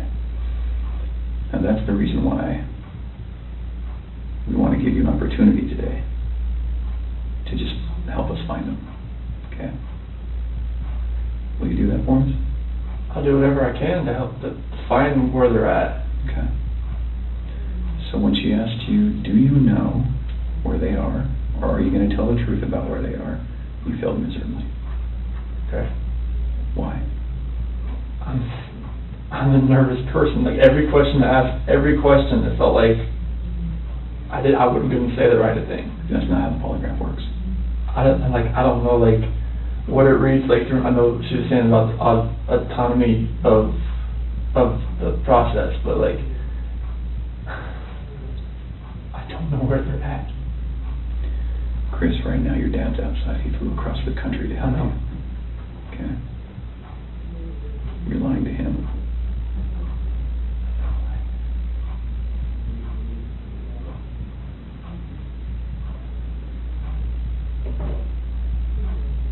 You're lied to everyone you talk to. And they all bought it. Will you please help us find your babies? I want to find them. I've told you over and over, I want to find everyone. Can we go back to that night? Yeah. You know that we have texts, and we know that there's an Alexa in your house, and you know that those are trained to record distress. Okay. You know that we know the content of Nikki's text messages and your text messages and Shanann's text messages. Okay? I didn't know you knew who Nikki was until tonight, right now, so. Okay. Tell us about that night again, and please tell the truth this time. I told you the truth. I promise I've told you the truth. Like, we woke up at 4 o'clock. I woke up at 4 o'clock. Got dressed, got ready. 4:15, me and she didn't talk. About the house, about separation. Did you guys talk about Nikki? She accused me of like, all right, well, you know, is there somebody else? Sure. I didn't say it. You denied it? Yeah. Okay. Because she brought up like, you know, like, well, was there a $68 charge on dinner the other night? Okay. Was there 2 of you? And that was with 2 of you, wasn't it? Yes. Okay. That's Nikki. Okay, so it sounds like at that time there was maybe you weren't quite ready to just say, man, this is everything. I couldn't say it. Okay. We were already trying hard enough. I couldn't say that. Okay. What did you say? I just told her like, this separation has to go. I want separation. Okay. Was it her idea to sell the house or yours? She initiated the realtor the week before in an email. Why?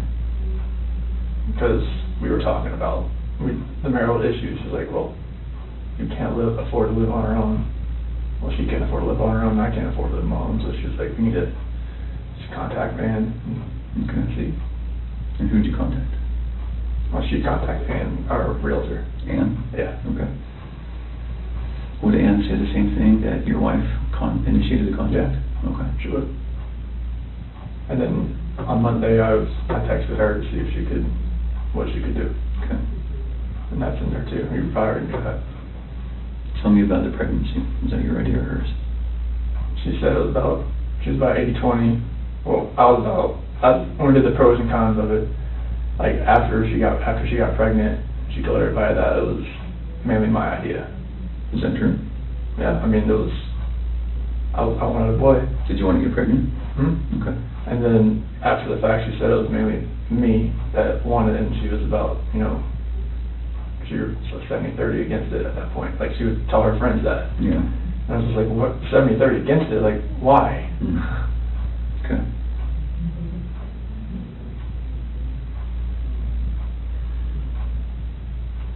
Can you understand that some of this just doesn't make sense to us? Okay. How is it possible that a woman and 2 kids are just completely gone off the face of the earth? I promise you, I have nothing on my hands I did nothing to those kids or her to make them vanish. So tell me what happened then. I believe you that you did nothing on your hands. What happened? When I left, I mean, it's on video that I left and I was in my truck. I didn't like load anything into my truck besides my tools, my container, my book bag, my water jug, my lunchbox. Okay. But then what happened? I drove out of the driveway. No, before you drove out of the driveway. What happened with your wife and your kids? I didn't do anything like that. They were still in the house. Where are they? Where did they go? I don't know, sir. I really don't know. Your wife's not the type of person to vanish. I know she's not. She had 10 things on her schedule that meant she was going to be there the next day, that day, the day after that, with friends, with a doctor. Okay? She didn't leave because she wanted to. Right. So what happened? I didn't do anything to her or the kids. Was it an accident?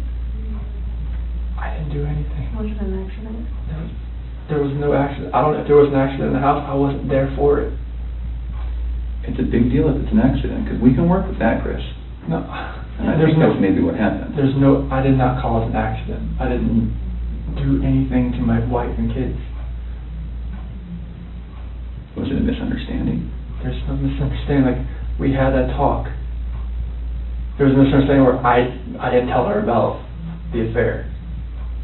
Okay. I didn't. That was the misunderstanding. Like, sure. Miscommunication, misunderstanding. Yeah, good.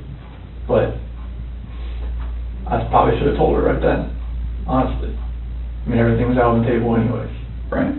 I should have just told her right then. But I didn't, because I just couldn't bring myself to do it.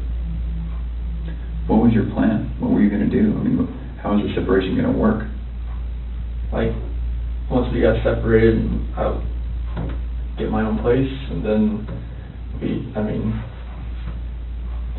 50-50 split with the kids, that's what I was hoping. Mm-hmm. What about Nikki? Take it slow and just see if anything develops, like when I'm, at my own place. Okay.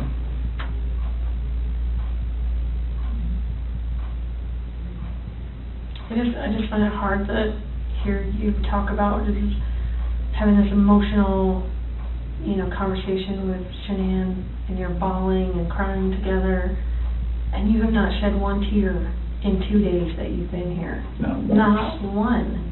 And help me understand that, because I don't get it. These are your baby girls, and you have not shed one tear over them not being around. Chris, I lose my 4-year-old in the store for 10 seconds, and I start to go panic. I have not seen any of that from you at all. Help me understand that. I love those girls. I would never do anything just because I haven't shed a tear. Like, you no, that's weird. Is that weird? Don't look into that like I don't love my kids. Tell me, explain to me. You're crying with your wife that you're leaving her. Yeah. But you don't cry that your 2 little baby girls. I'm hoping they're still around. I'm hoping they're still somewhere. Yeah, but you don't have them right now. You're not reading stories to them at night. I know. You're not giving them midnight snacks. You're not giving them their medicine. You're not waking up with them in the morning. I know this. So that should cause you pain. It does cause me pain. But I don't see that. I don't see that. I want to see the Chris that cares. I want to see the Chris that, feels bad about what he did and wants to, get this off his chest and be done with this. And let us find your little girls so that they're not out there in the middle of a field or whatever somewhere. Like, don't do that. I love those girls to death. Then show us that. Show us that. Show us this Chris, not this Chris. I'm not showing you that. I'm showing you the Chris that cares about his girls and his wife. Just because I haven't shed a tear, it shouldn't make you feel like that the love isn't there for them. It's weird. It doesn't make sense to me. I understand that. You have to. I totally see where you're coming from. Trust me, there's nothing. Just because Chris, people can be pushed to the point where they do something that they regret. It happens every single day. I know. But part of what makes you a man is the guy that goes, I really fucked up, but this is what I did, and I'm going to pay for what I did, and I'm going to tell you what I did, and I'm going to be honest about it. Chris, we can keep talking to you once we find these girls, okay? So once we find these girls and your wife, right, no matter how we find them, no matter what condition they're in, we can keep talking to you, and you can tell us, guys, it's not as bad as it looks. And you can say, let me tell you what happened. I was never comfortable with you, Graham, or with you, Tam. I wasn't comfortable yet, but now that everything's known, now that these girls are found and Shanann's found, however they're found, it's okay. We can keep talking to you.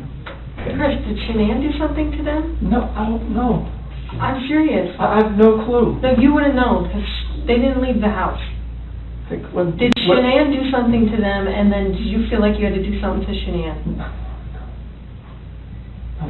They were at the house when I left. They were there. They weren't there. They didn't leave. They vanished. They were there. The only way they could have left is in your truck. There's no way, because I didn't just throw them in my truck. You know your truck has GPS, yes, right? Yes. Because you told your boss, hey, I'm going through separation, I'm maybe staying at a friend's house, whatever. You know that thing pings every 10 seconds? Yep. So we will know exactly where you went. And your company's giving that to us. I know. Okay.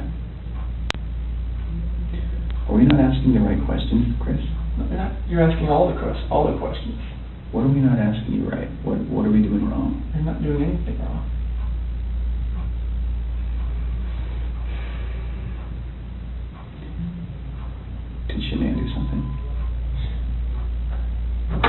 did anything to these kids. We both love them with all our hearts. There's no way. It could have been an accident. Something happened in the house that you know about. You failed the polygraph test, Chris. This is not about, did you leave and your wife vanished and you didn't know anything about it. That was not what you were asked, okay? Okay. We know that something happened to all three of them. But I want to know, did something happen to these baby girls first that you had to take into your own hands and deal with? You had to clean it up for Shanann. Chris, you gotta tell us. There's something that happened to these baby girls.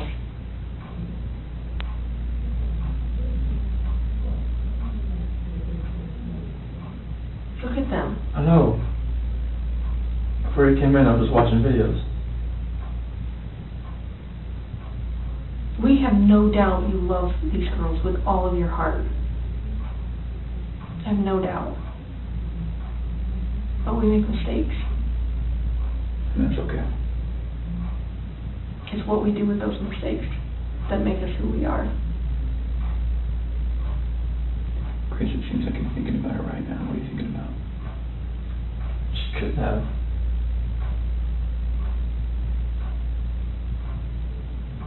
I feel like you cleaned up for her. I feel like that's the type of guy that you are.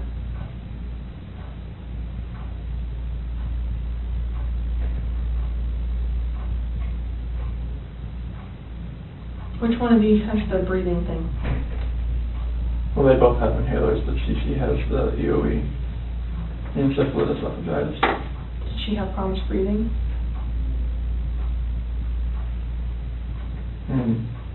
Only like with her allergies and whatnot, like if she had anything next, but she was home with the endoscopies and everything and the surgeries I told you about. Do you think she had trouble breathing that night? And Shanann freaked out? And didn't want to live without her baby girl? I don't think so. Did you hear about the homicide that happened in Aurora, where the guy beat that family to death with a ball-peen hammer? The only person that survived was a 3-year-old sibling. And that sibling grew up to be a total mess. No family, no mom and dad, no brother or sister, just her by herself. She says, I wish I would have died with them. And there are times that people freak out. I've seen it. I mean, I've been in law enforcement for almost 20 years. I've seen it. Parents freak out and they're like, oh my God, like, I can't have my baby girls live without each other. They're best friends. They're like twins. They're, you know, they wake each other up in the morning. And I understand that. We had a mom in Castle Rock that suffocated both her baby girls. She's like, my husband was going to take them, and she's like, I just couldn't handle. I thought I was doing right by them. I thought I was saving them pain. And I get it. Why? Why's she saving the pain? Because she didn't want them to have to live without their mom.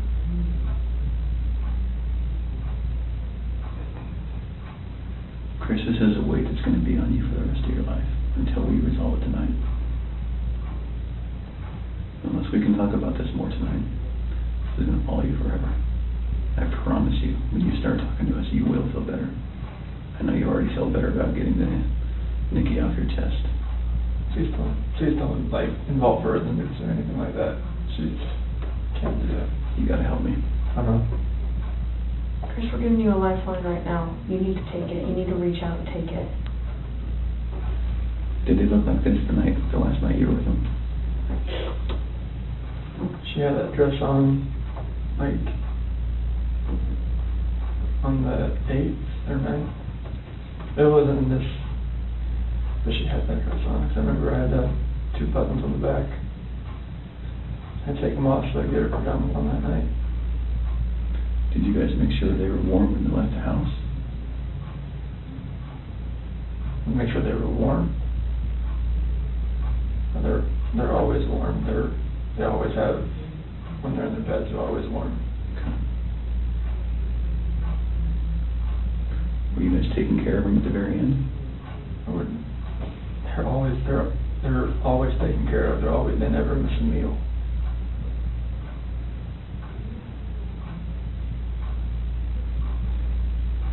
Chris, you took them out of the house with their blankets and their animals.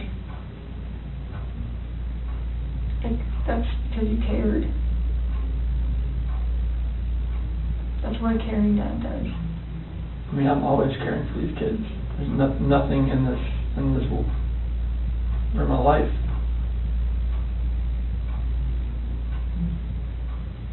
I believe that. I believe that, and I believe someone made a mistake, whether it was you or Shanann.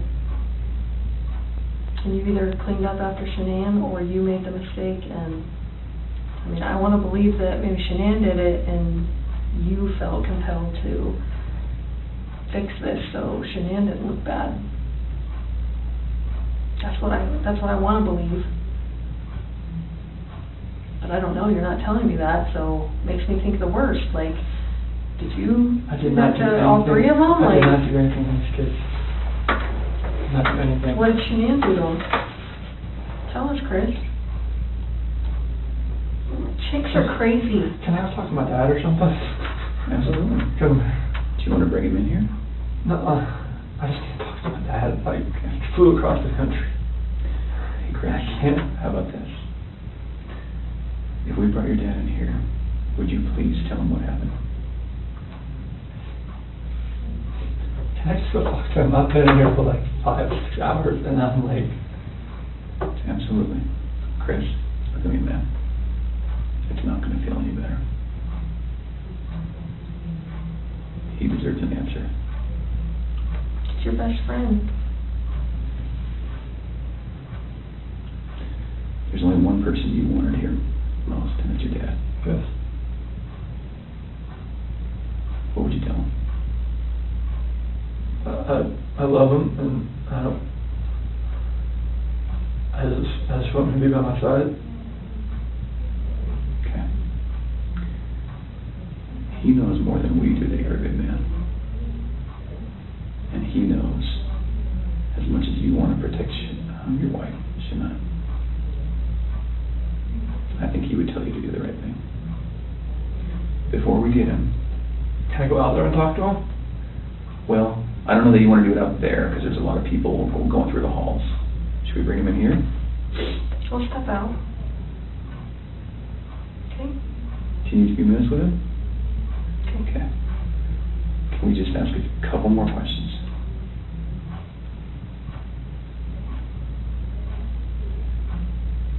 It seems like you're about to get it off your chest.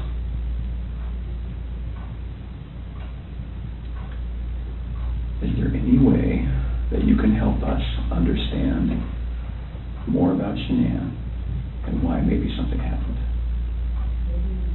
so that we don't get a bad picture about her? And what I mean is, what happened that night with her? As far as like after I talked to her? With the girls. Like when we were having that conversation in bed there. Mm-hmm. Like when I talked to her about the separation and the house, and she asked me about the affair, and and that's how that conversation went. Okay. She was distraught. She had like mascara running down her face, all that. I mean, it was emotional. Well, how about this? If we bring in your dad, will you promise me that you'll talk to him? I'll talk to him. Okay. Will you promise me that you'll tell him everything? Would it be easier if you told him and he told us?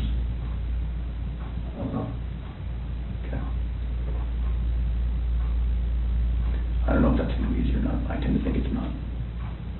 I think you're the type of guy that needs to take responsibility, because you always have taken responsibility. You've always made the right choice. So, I guess I'm just worried that if we bring your dad in here, that could distract you. What do you think? Distract me from, like, talking to you? Yeah. I just need to talk to him. Okay. All right. I know you'll do the right thing. I do. I don't know how long it's going to take.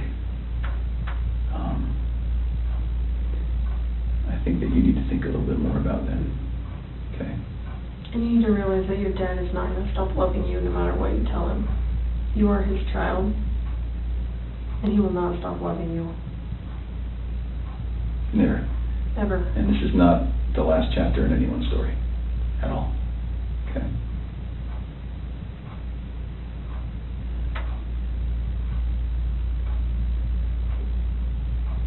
He's been here the whole time. You know, he didn't want to leave you. Have you ever seen, sometimes when an animal's owner dies, they stick around forever? I think that's your dad.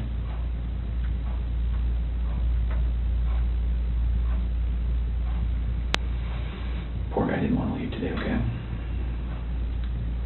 So, keep that in mind.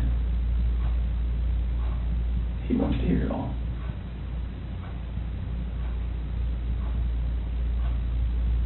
Alright.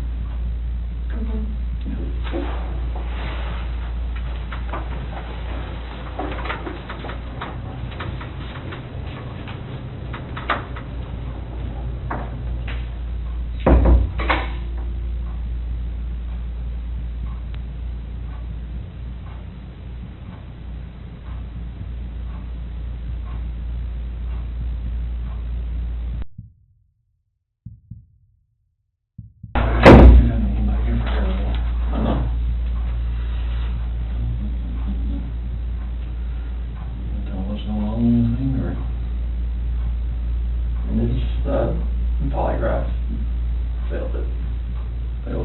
Yeah, because there's too much emotions. So I mean, they're not gonna let me go.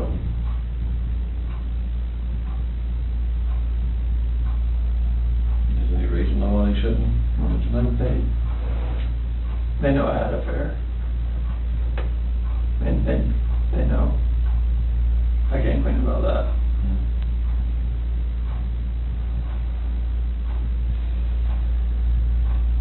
They know you had an affair. Anything else you want to tell me? What's going on, or what happened, or anything? Or you know anything about? When we had that conversation that morning, it was emotional. It was told her about separation and everything like that.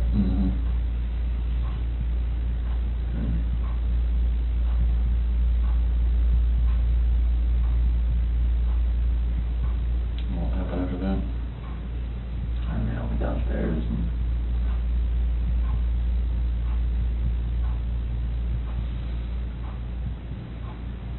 I want to protect her. What? I want to protect her. You don't want to protect her?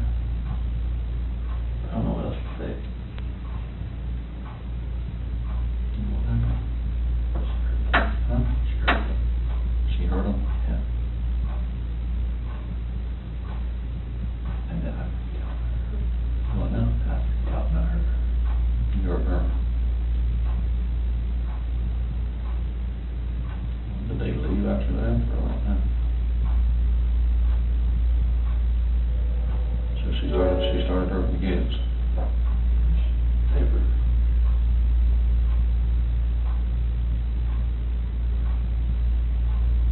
Oh, you guys want to?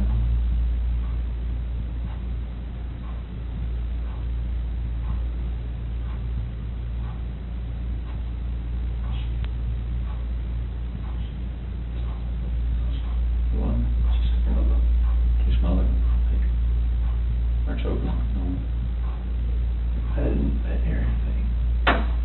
When I was downstairs, I came back up and they were gone.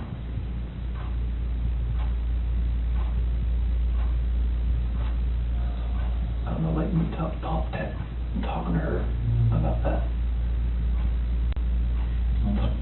Talking to her about separation and everything, about She lost it. I don't know, like, what else to say, like,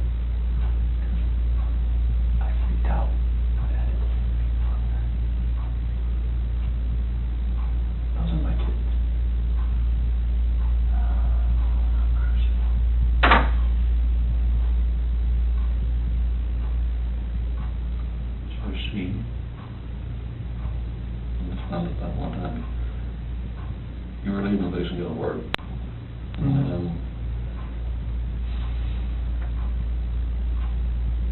she freaked out over the separation and everything. Like, she laid back down, but that's when I went downstairs, but I heard like a little commotion upstairs, but I didn't think anything of it. And then you went back upstairs and she was... Never, I could see, like, she was on top of the machine. What, choking her or... Did she kill her? They were blue. Both of them? Yeah. She choked both of them to death. I freaked out in the champagne.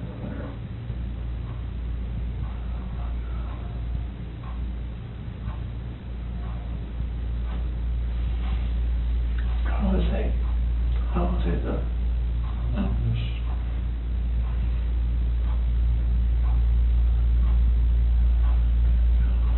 I couldn't like call cops about it. So when did you haul the bodies off or something? I mean, I didn't know what else to do. I freaked out. I didn't know nothing else to do. I didn't know what to do. So she killed Lucy C. and choked her to death.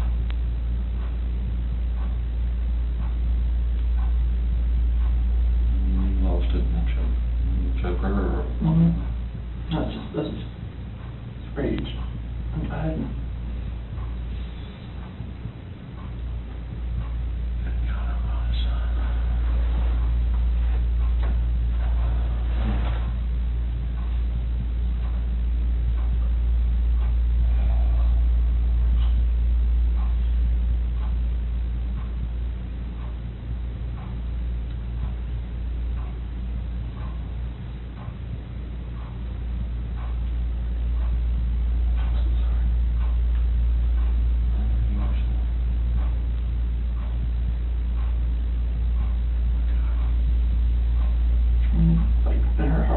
She knew about the affair. She just was waiting for me to say something and for me to deny it again. I think she just lost it.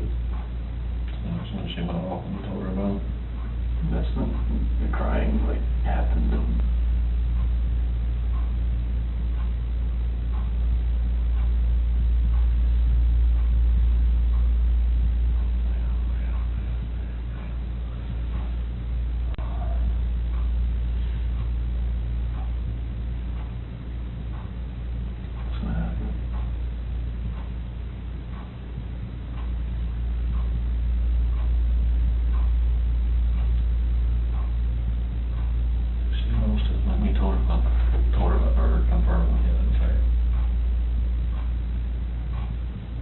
I didn't tell her how long, she just knew.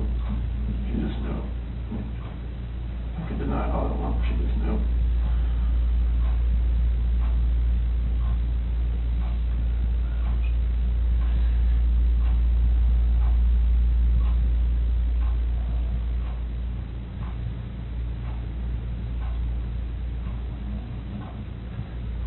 She killed both over... separation over the affair. I think she just knew, like, the affair was happening, but I just denied it.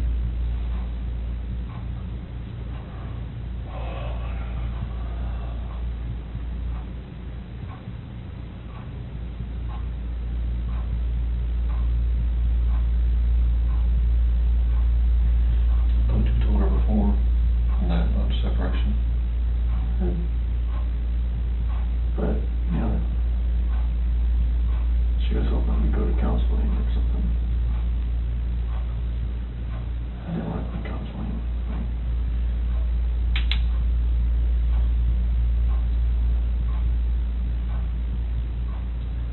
She lost it. And that separation. Did she break up the affair that morning too?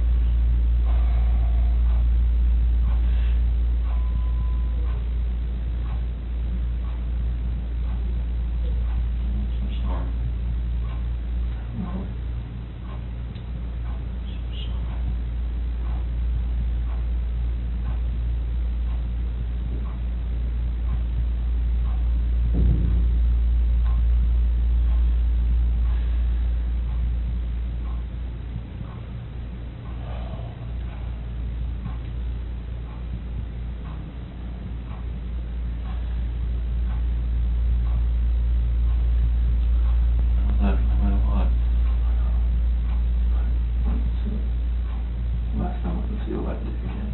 It's the last time I don't see the light of day again.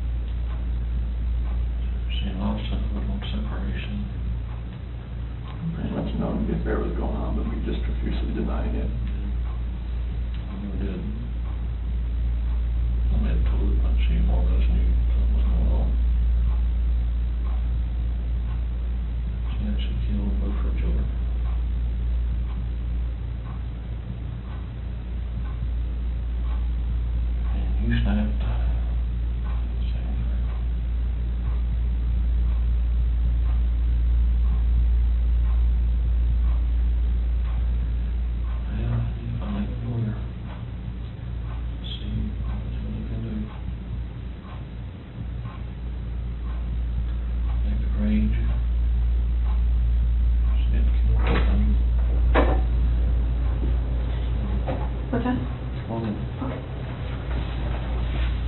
Doing okay? You sure?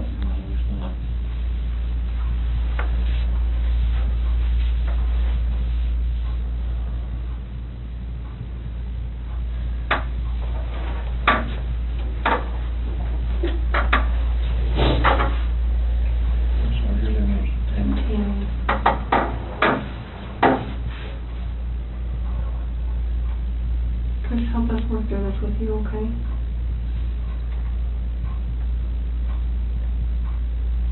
Will you tell us what you told your dad? After that conversation. Water up there, son. No, you're fine. Yeah. After that conversation we had, and she accused me of the affair, and she, in her heart, she knew what was going on. And she knew about the dinner the other night. It was too much for just me. She knew about what now? When I told her I went to a Rockies game, I went out to bed.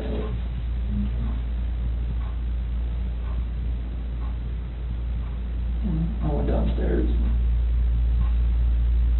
And that's when you told her about the separation? Well, that was when I was upstairs in bed. And told her, what I wanted, and I wanted a separation. And that's what I want.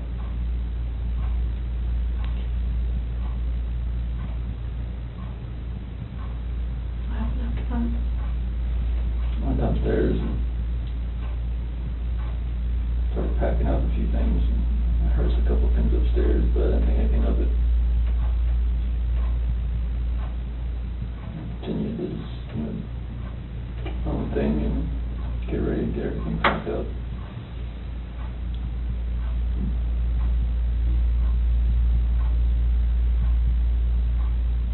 What happened next?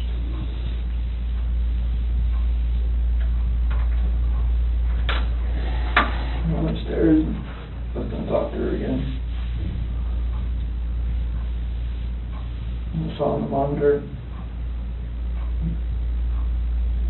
those covers were like pulled off and she was just laying there. And she was just hot.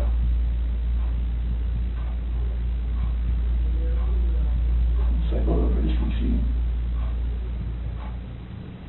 She was in there with her. On top of her.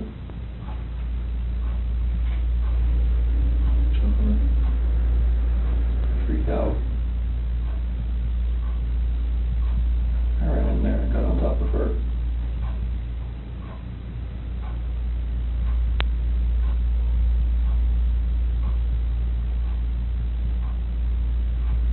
What'd you do?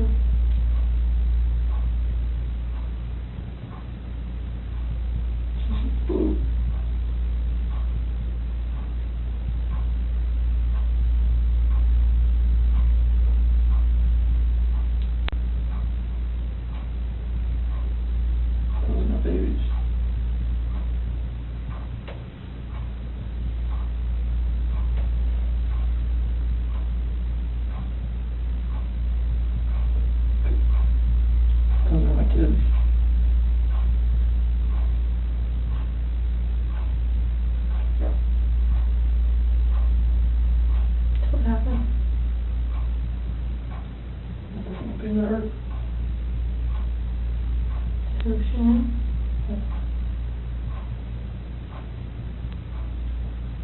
Where were you at?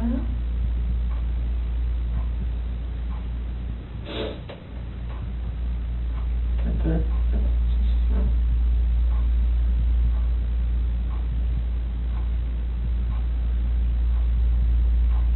Right back in our bed. Sure. In your bed? Okay. What happened next?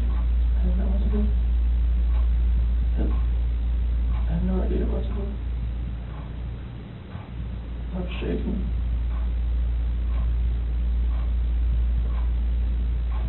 Like both my kids are blue and they're gone.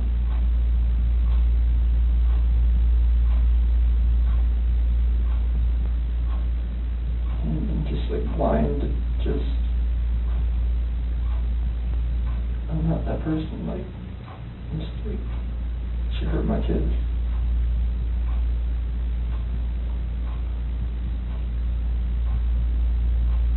Like I had to do the same thing to her.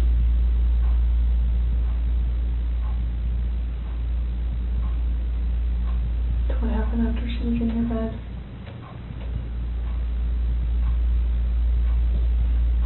And there, I didn't know what to do. It was, she's back and just cover her up.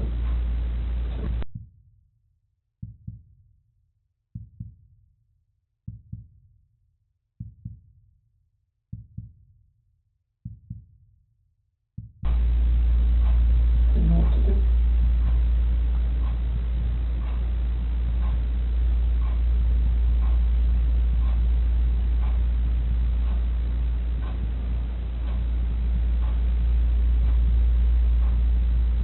Where are they now?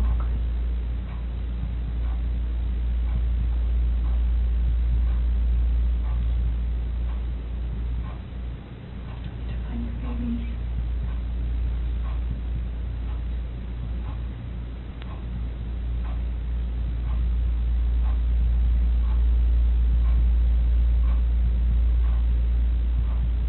Did the hard part. All you have left is to tell us where they're at. We can help you get them out of the cold. They're gone. There's no bringing them back. Well, where are they?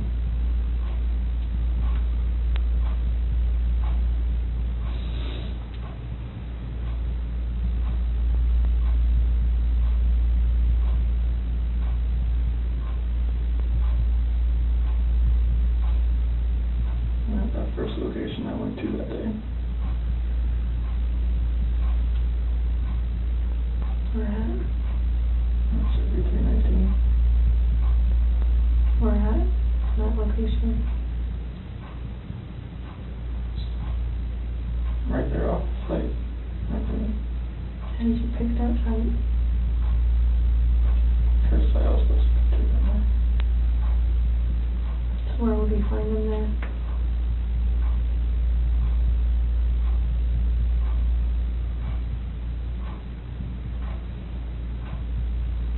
I didn't know what to do. I know. I didn't know what to fucking do. Like none of this made sense. Why would she hurt my fucking girls?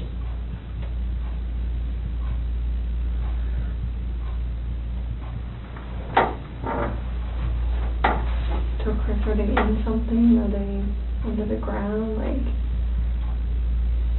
where would you find them? You take us out there?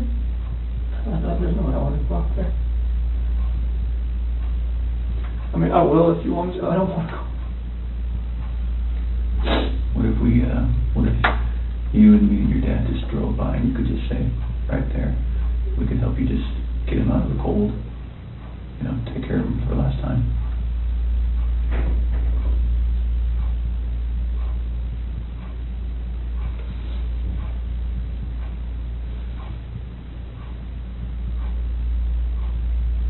I'm sorry. I know you are. I know you are. I know you came in today to do the right thing. You didn't have to come in. You came in all on your own.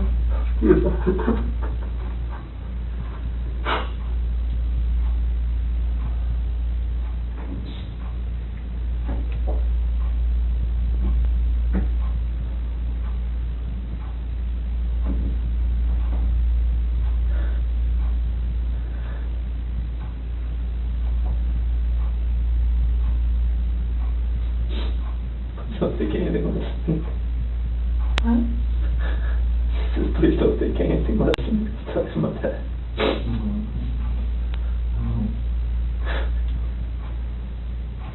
Are they all three out there, Chris? Yes. Okay. What was she doing to Cece? She's just on top of her. My hands around. Hands around what? My neck. You saw it? I saw it on the monitor. Okay. That's why I ran in there. What'd she say? Threw her off and saw Cece was already blue. It's not moving. And just that blind rage, I just did the same thing to her.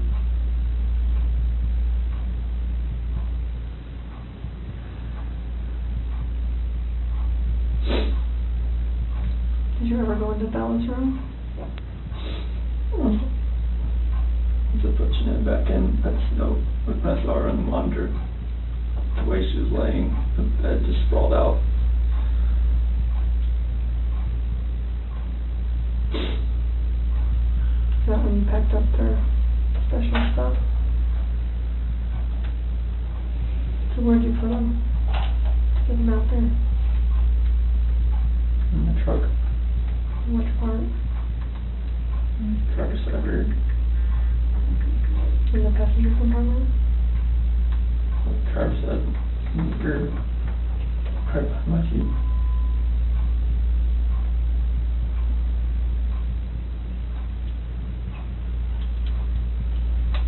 What do you think of on the way out there? There's... And the babies are gone. And I put my hands around my wife's neck and did that same thing.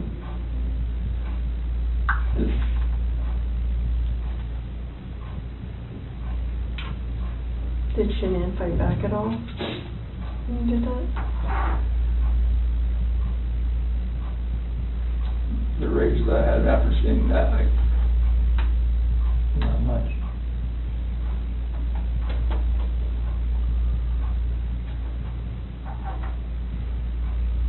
How do you know Shanann was dead?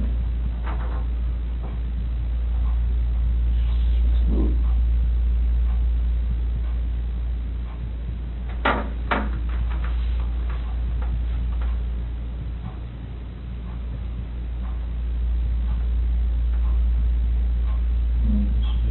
We look on her Facebook page, like 2 days ago.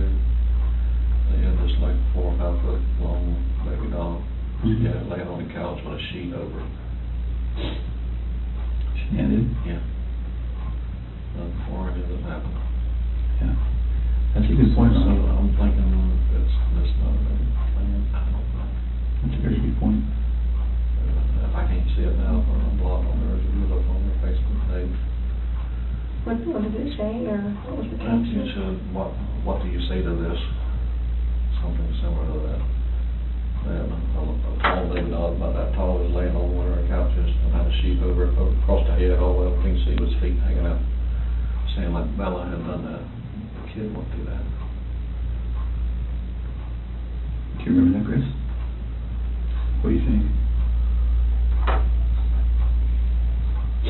Just make fun of it. Thought it was funny. Did Bella do it? I don't know. I don't remember. I don't think so.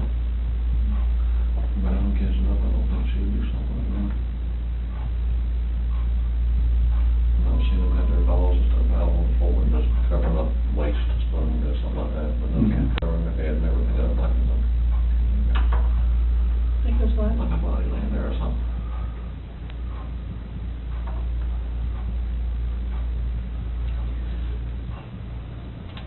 It sounds like kind of... I'm sorry, I lied to you. Commend you. I mean, you knew what was going to happen. You stayed for a reason. Chris, you're a good man. I'm not a good man. Well, you stayed. You wanted to talk. You knew it was going to be hard, and you still stayed. That's what a good man does. Stayed there for 6 hours and 11 minutes before. After staring you in the face. We're glad you did. I can see when that rage would come out and see a bunch of kids dead. You don't know. You don't know when you look at you come out and see a move.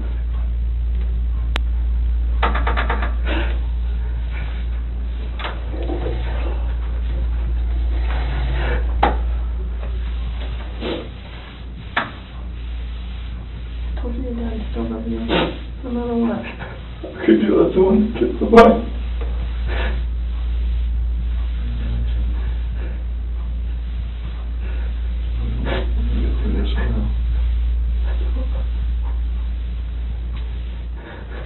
Hey, Chris. Nothing will ever be the same again.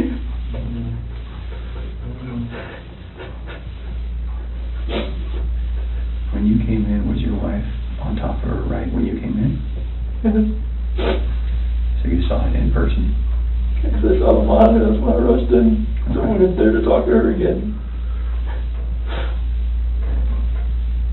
And when you came in, she was right there on top of She you? was right there. Okay. Her hands on her throat. She didn't know what to do.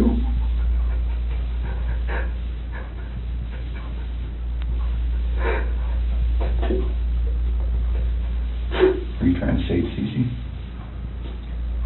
It's hard to blew in the face. She wasn't moving. Her head sprang over left like that.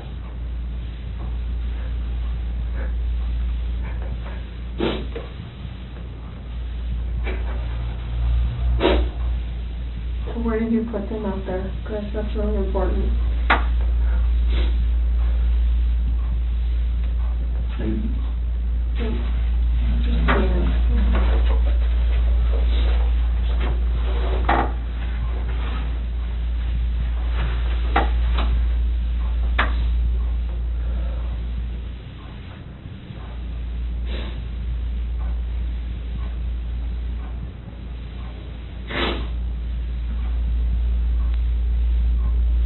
Down in something, or they under something, in something. I didn't know what else to do. I know, so tell me what you did. I know. I didn't know what else to do. I was so scared. I know.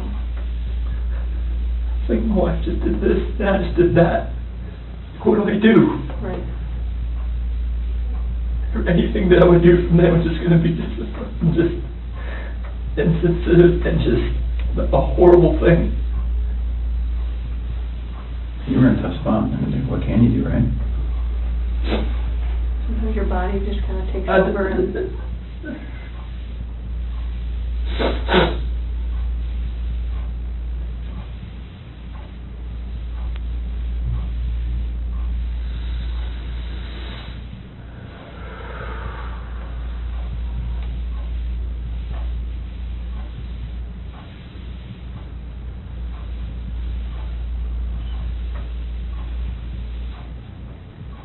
So I'm looking at your dad here.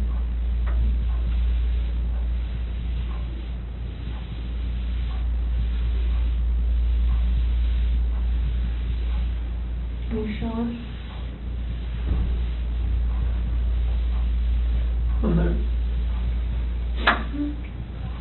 What's going to happen? We're going to help him get out of there. Do you Like, what? Would you prefer that one of your coworkers? Oh my God, no. Okay. I cannot have that.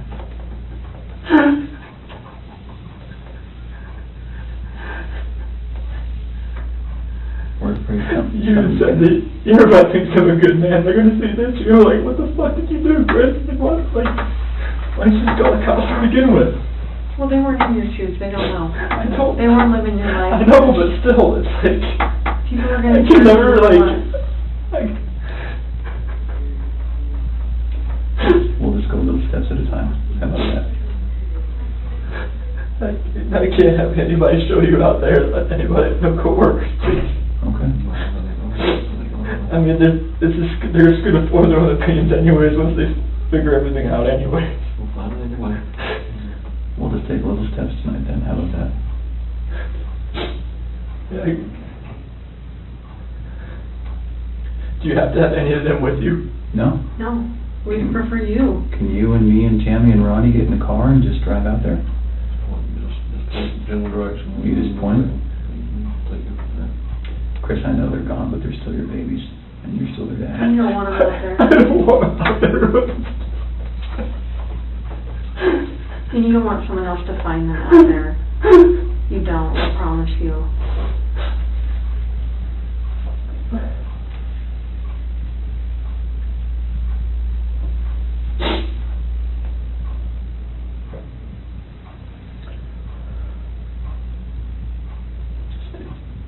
It'll take us.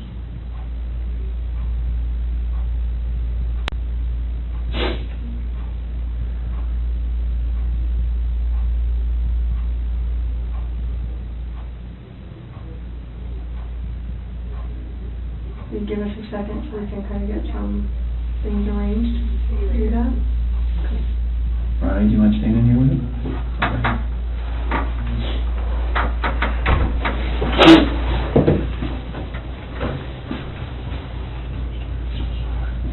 What the fuck is this?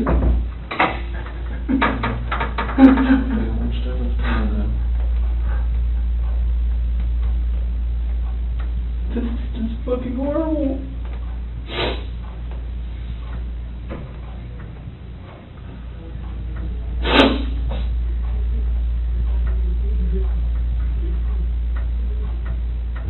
The problem is I don't even know if they believe me or not.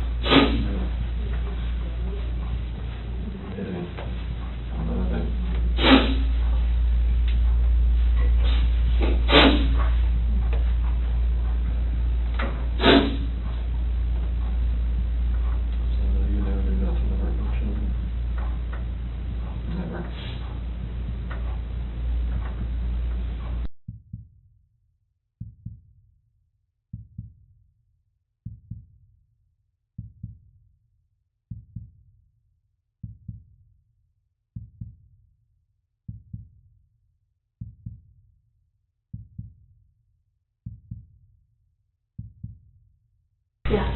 I'm gonna have to text my daughter, have her go to my house before my wife finds out.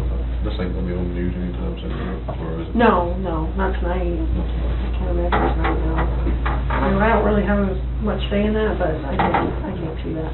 Do you want me to take you out to the lobby and you can go to the bathroom and then text your wife and stuff, talk to them? You might want to go outside. Yeah, I'm gonna go outside. Just watch the press people around.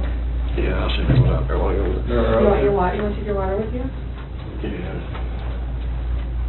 We're going to try to do our best to make sure that we, we don't stand to gain anything by broadcasting any of this. That's not what law enforcement is ever really about. So we're going to try our best to handle that as discreetly as possible, but they're pretty good at what they do too. So I'm not from around here neither, are you?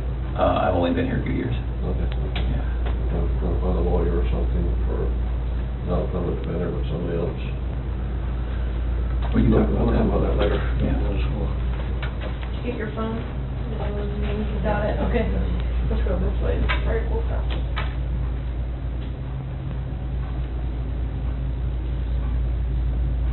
So if you're up for it, we'll talk a little bit more. I think we have a picture of, is it Survey 319? I think we have a picture. Kind of walk you through that. I'm sure you have a ton of questions for us about, how your night, month, and weekend's going to look. So Tammy, I was just telling him, I wanted to show him that picture. Yeah. And then we're going to talk a little bit about how the rest of the night's going to go. That looks familiar to you? What is that? It's the BRC Survey 319. Okay. Whereabouts is Shanann and the girls? How old is this picture? Today. That's today.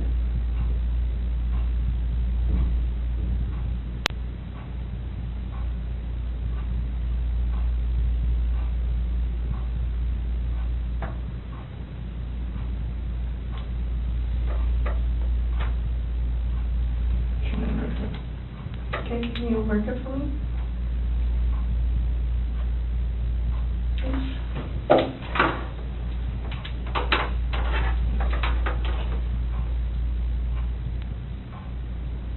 It's the paper, so just kind of, yeah. Is that S for Shanann? Okay, and where are the girls at? Here. In these? Mm-hmm. So which one is, do you know which one?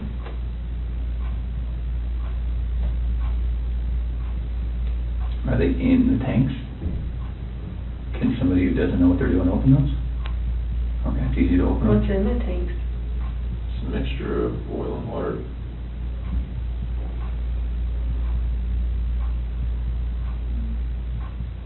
There was a sheet found down here? Mm-hmm.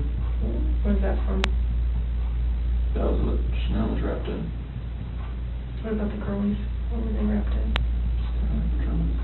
Just in their pajamas? Not with their blankets or anything? Where did their blankets and toys and stuff go? Probably blew away in the wind or something right here. Where did you set them or put them? It was right here with that. So how did you dig this out? I'm assuming that's under dirt. How did you dig that? It's a shovel in the back of my truck. That's what I always have. It's like a work shovel? Is it still there?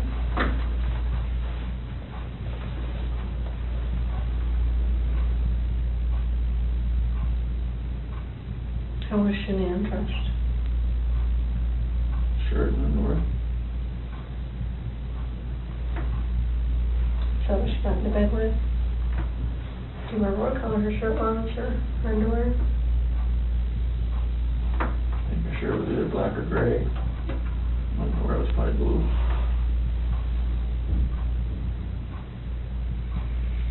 How much time passed, do you think, from the time that she was back in the bed until you put them in the truck?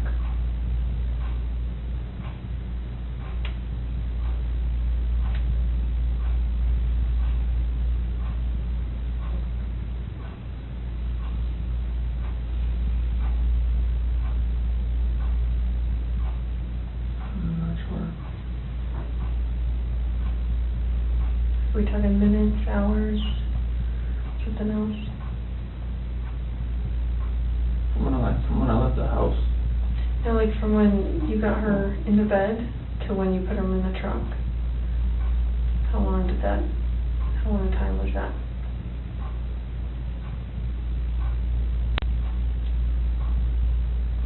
So like from when pushing her in my truck, from the bed to the truck. Yeah, from your master bed to the truck, yeah. Minutes. Okay. Because you talked about covering her up or something.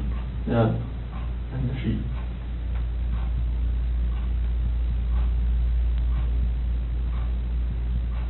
Is there anything else about anything out here that has stuff that you've left in certain spots, or you sure their blankets and toys aren't going to be in there as well? Not because it was right here with that sheet.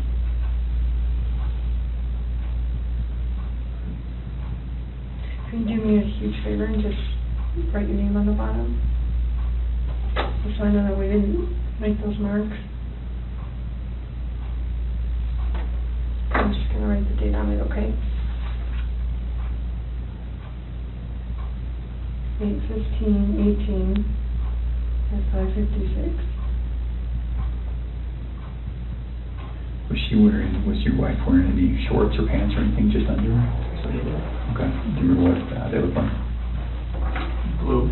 Okay. Okay. And the girls, do you remember what their pajamas were? They're both nightgowns. Okay. Celeste, I think, was that pink one with the like curves on it. Okay. I think Bella's was their unicorn or believe on it or something. Okay. So it sounds like, it feels like to me, now we know pretty well how to go get them. Is there anything else we need to know?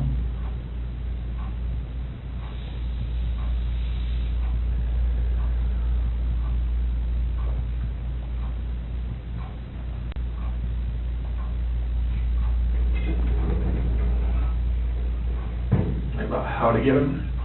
Yeah. Does someone have to climb up to the top and unscrew something and then lower something down to get them? They're like, it's just a hatch on the top, and they're like 20-foot tanks. How far down are they? Wherever the food level is in the tank, I'm not sure. Okay. What was it when you were there? I don't know, Okay. I wasn't looking for that. Okay. All right. You may go out there or no? I don't think so. Would you prefer not to? I didn't know if you needed help getting there. Yeah, I don't know. I think once we got that picture, because we didn't really know how much about the location that the other police officers knew, but it sounds like they knew somehow right how to get to 319. So, and I think that's how they got that picture.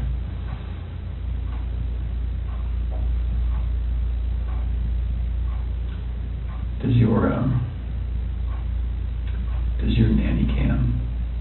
Do you have a nanny cam, right?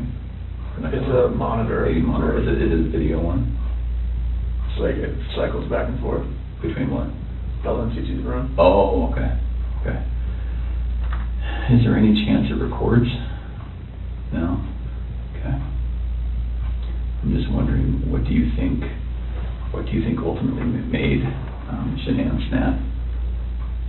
Just knowing that I had an affair, and she knew. She just needed me to admit it, and I would admit it. Yeah. Okay. So we just started talking about, I asked him if there's any chance that the nanny cam could have recorded Shanann doing what she did. And then we were just getting into, what Chris thinks about why she snapped. He's just saying, distress from knowing about the other girl. Knowing, but she didn't really know, right? I mean, in her heart, she knew. She just wanted me to admit it.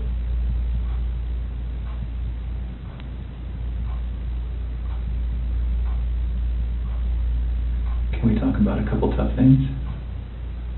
I think we need to get it out of the way and just really get it out, just to make sure you have every chance to explain exactly what happened and we have every chance to ask questions. So the conversation happened. You go downstairs. She's still upstairs. And then you see what? I hear just commotion upstairs, just like little noises like that. Okay. Didn't think anything of it.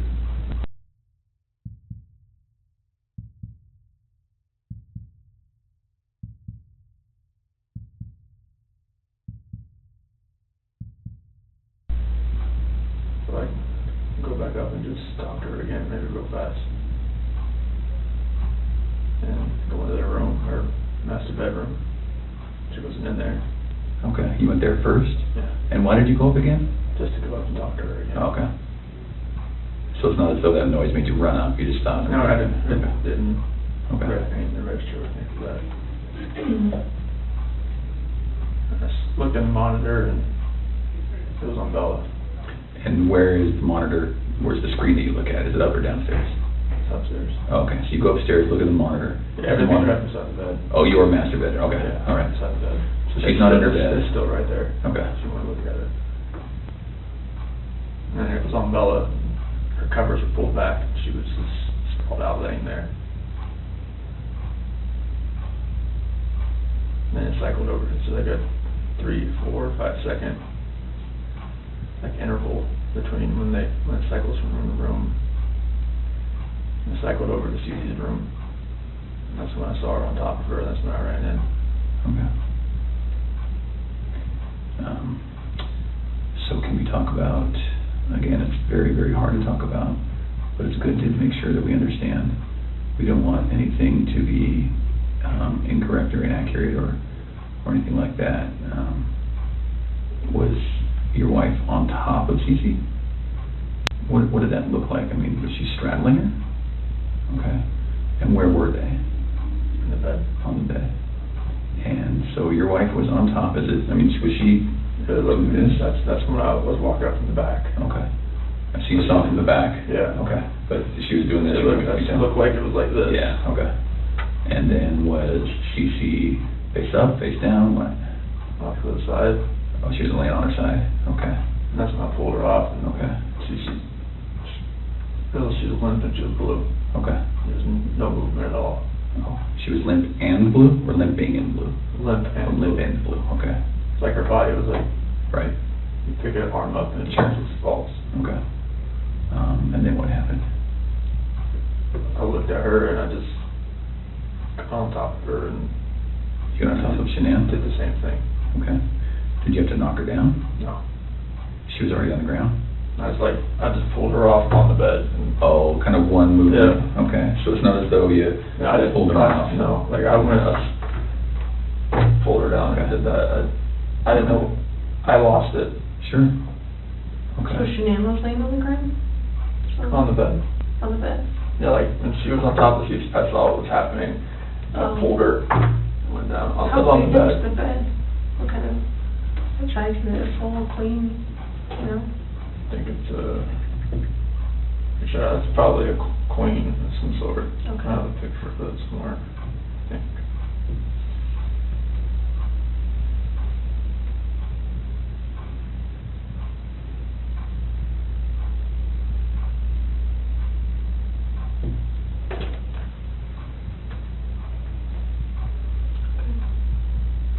So where was Celeste in the She was all the way up to the top. To the top? Yeah. And I went in and pulled Shanann down. It was crossways.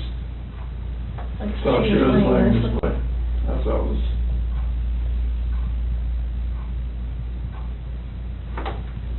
Okay. Off the key room. Mm-hmm. So then, is this picture as you're standing in the doorway to go in? What is that? Is that where? Okay. And then, so were they closer to this side or this side? She usually sits in the middle. Okay. And then, so your wife was right on top of her. You could just see that. And then, did you pull her this way or that way, or? So to where her head was on this side. Right over here. Yeah. On the left as you're looking at it. Okay. Did she put up a fight? I lost it so much that it didn't feel like she did. Okay. You're a pretty strong dude. Was she yelling? Was she screaming? Was she talking? Was she scratching you? Nothing? I didn't even feel, I just felt such anger that nothing, I didn't feel anything. Okay. All right. Like if she did, nothing's on me. Was it quick? Was it slow? Was it? I was so numb, it felt like it was over. Fast? Over fast? Okay. Felt like Is it possible her neck's broken? No. So, okay. I've never broken a bone, so I don't know. Okay. All right. Was it a choke like this, or was it like a headlock? A choke. Okay. All right. Can you put your hand out like you had your hand? Like that. Like that? Right. And your wife, you saw her with one hand or two hands? I just kind of from the back, I couldn't really tell.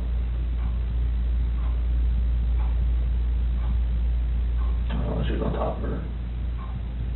And the monitor's not like color, it's black and white. Nighttime, it's black and white. Okay. When it's dark. So because you went up the stairs, right, to talk to Shanann again? And then, did you think it was weird that she's not in the room where you left her? So I walked in and looked around and saw the monitor and I saw Bella. And then switched over to CC pretty fast, and that's when I saw that. Did you have any inkling that between the time that you finished the talk and the time that you found Shanann choking CC, you had no inkling she was going to do it? Sure. We both love those kids more than you know. Okay. And people in my family have always said she's unstable. My friends have said she's unstable, but I never would have thought in like years. Who says she's unstable? My family, my friend Mark, people that have seen her around me. I don't want to paint a bad picture of her. Well, it doesn't look good, I'm not gonna lie. It looks actually pretty bad. Is it possible that when we get these girls, you know, Bella, Cece, and Shanann, is it possible when we get them that we're going to see anything other than the cause of death being her hands? No. Okay. And what I mean by that, and I should be very clear, is that it's some of it's hard to believe that your wife did it. I know. Right? You can imagine that. I know. Okay. So is it possible that maybe she did one, and then you got Shanann, so you did to Shanann what she did to one of your daughters, and then you had to just do it to the other one? Okay. So is that's not what happened? No. Okay. Is it possible that, is there any other way where we might see your hands on the girl's neck? No, Lord, no. Okay. And you know what I mean? Because when we find their little bodies, I know. we're going to see the diameter of someone's hand and someone's fingers, right? So is it at all possible we're going to see yours? Okay. No. All right. And I know it's hard, and I know you're probably getting angry at my question, but we have to ask. Okay.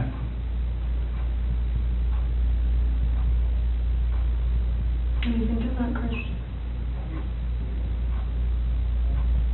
Let my family down. Let my dad down, let my mom, sister, nephew, nieces, friends, co-workers. Everybody.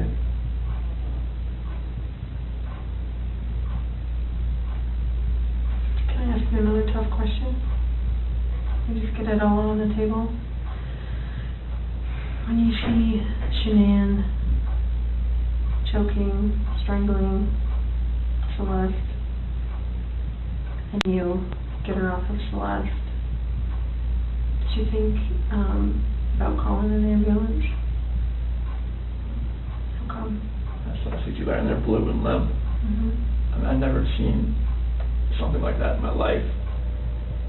I mean, she just like lay over, like nothing was moving at all, no gas, no breath. So, she was totally just blue.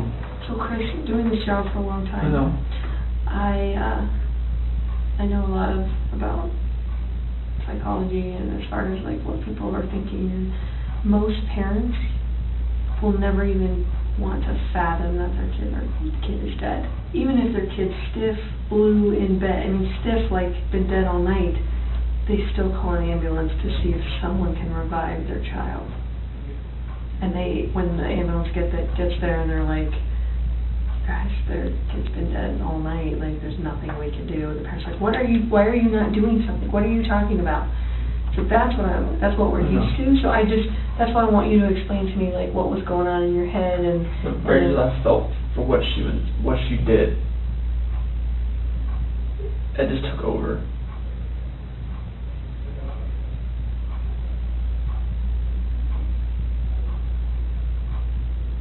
But do you see that? I kind of understand. I see where you're coming from. Most parents would still try and call. I see where you're coming from. Yeah.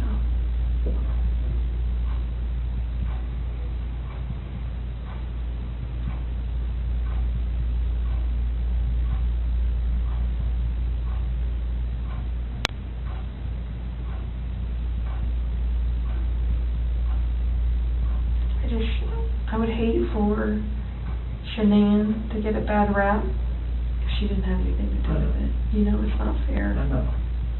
It's not fair. Like, enough bad stuff has happened. I know. Like, we need to stop the bad stuff from happening.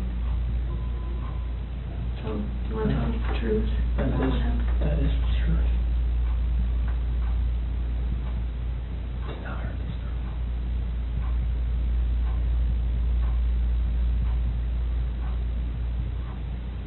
I want to make sure.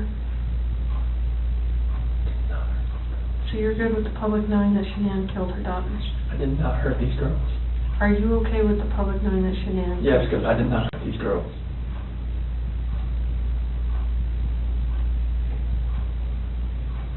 Chris, I'm not sure I believe you.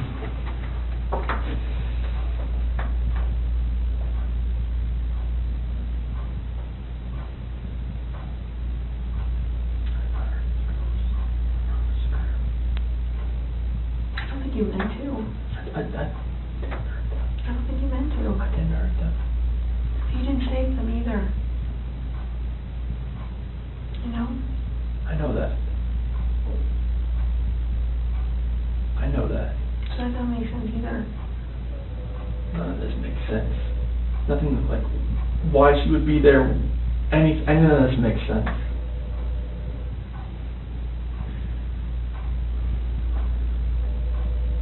Are you sure Shanann didn't catch you in Celeste? No, my God, no. Chris, you can imagine that we're pretty cynical in our jobs, right? And tonight we've had to talk a lot about a lot of things. And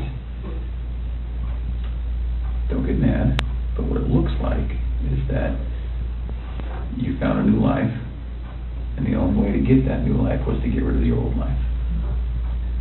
And I think that you killed these girls before their mom came home, and then killed Shanann.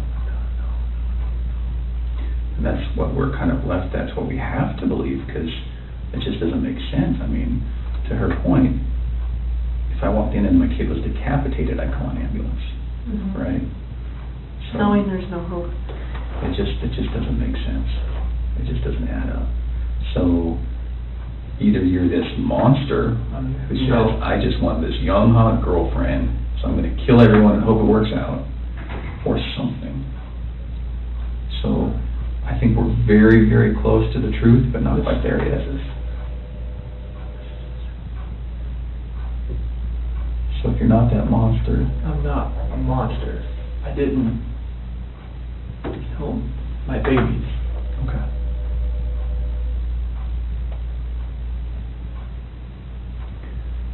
So, tell us what actually happened. I told you what happened. I know, but, you know, we're getting later into the day. We've done this a few times, and we talk, then we show you a little bit of what we're working with, some evidence, some facts that we know, and then we kind of get our way to the truth. Just the truth. Okay. Everything I've told you. Truth. So what's going to happen when their cause of death comes back to you, for the girls? It's not going to. Okay. You sure? I'm 100% positive it's not going to come back to me. Who's it going to come back to? That was on top of Cece. Okay. What do you want me to say? I just want the truth. That is the truth. And then what about Bella?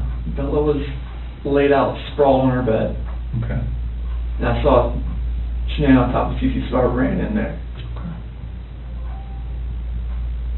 And what happens when a coroner looks and says, sees your fingerprints on her neck? It's not going to be my fingerprints. Okay.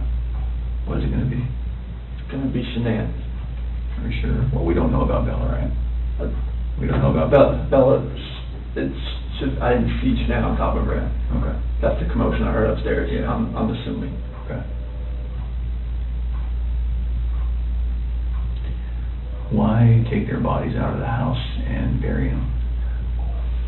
I was scared. I didn't know what else to do. Okay. Nothing was gonna, I didn't know what to do. Yeah. I honestly didn't know what to do. Scared of what? Scared of what everything was gonna look like. My two babies were gone, and I just did that to my wife. And I was the only one left in the house. What do you expect is gonna happen? Yeah. It did look bad, right? It looked, I mean, this was a nightmare. Yeah. Okay. Just think as many problems as you've had with Shanann, at the end of the day, she seemed like she was a pretty good mom, right? I was a pretty good dad as well. You never really know a person until you don't know a person.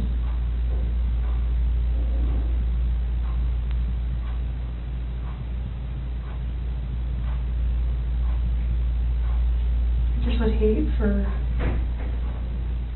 someone who can't defend themselves, like Shanann and Bella and Celeste. Like, I mean, if you're not being truthful about who took their lives, like, that's on them, too. And you don't want to do that to them. I'm not doing that to them.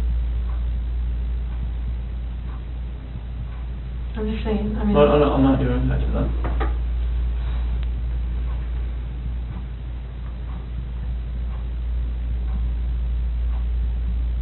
I do think you were a good dad. I think Shanann was a good mom. I think you guys were doing everything you could possibly do for those girls. I mean, look at them. Why didn't you put Shanann in the tanks?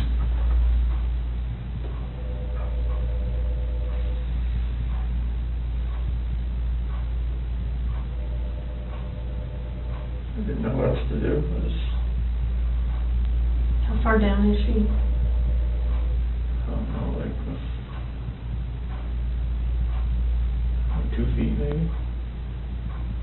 How long did it take you to dig that? No. Give me an idea. 20, 30 minutes. Does anyone ever, like, go up this ladder and, like, look in tanks? So, how are you going to avoid that? Or is it you that does that? Anybody that goes to the location. How often is that done, that those tanks are checked? Depends if they're making enough oil or whatnot. I mean, once a week, maybe. So do you want someone to find them? I didn't know what else to do. That was the location I was going out to that morning. Anyway. And I didn't know what else to do. So you weren't thinking that far ahead? No. Okay.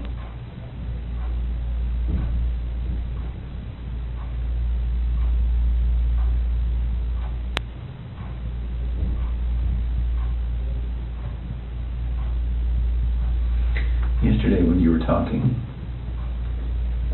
and again, this is before we kind of got to this moment today, you mentioned that we were talking, you said, I don't know where they are, and then you said something along the lines of, whatever happened to them, this act of pure evil.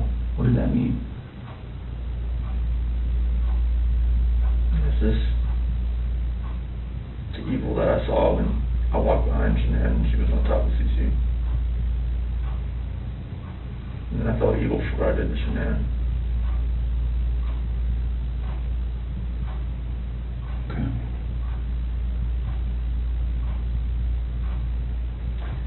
So, one other thing that doesn't make sense to me is, well, I don't know.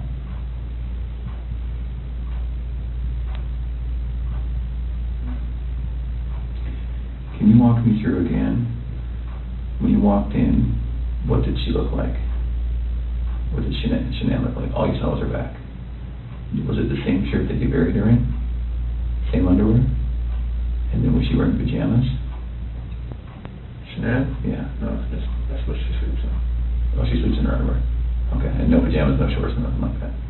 So then, when you grab her, just as is, that's how she gets to the truck, that's how she gets to the site. Okay. So did Shanann ever go to bed? Like when I put her back in the bed. No, like when she got home. Did any of that happen where she got into bed and then you woke her up at 4? Like, is all of that true? Because it looks like there's some purchase of some hair care products at like 2:30 in the morning. Do you know about that? Hair care products? And her credit card was denied? No. You said you don't really use the credit card, so they're probably... My credit card, no. Would you have bought hair care products at 2:30 in the morning that morning? No. Did she get mad at you because there's no money when she woke up? Like, was that part of the... This is the first I've heard of that. Okay. As far as hair care products and the card being denied. Okay. And I'm not lying about that, that's why I'm asking. That is something that came up. Is there any reason she would have a black eye, Shanann? Not from a slap or a punch or nothing like that? Never Okay. punched her, slapped her. Is there any reason she would have a stab mark on her body? No. Okay. And no other reason for death? Coroner's not gonna find rat poison in her stomach? The only way that she died, she was living, breathing, and wasn't living, breathing after your hands on her neck. Okay.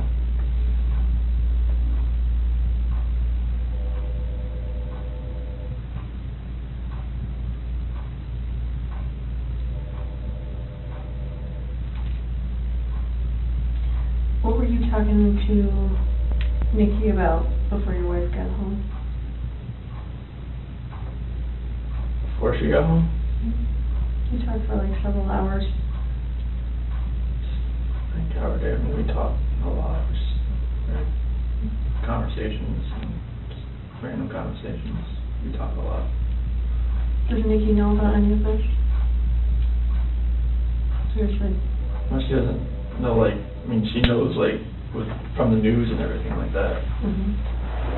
Anything else? Did you share with her anything? Does she know your wife was pregnant? She does now. And I told her that. She didn't know at the time? How come you didn't tell her? So I was scared too. Felt like, you know, like she wouldn't even like gone on a date with me. And she knew that, so it was... Did she know you were married with kids? Yes. Okay. But just not pregnant? Yes.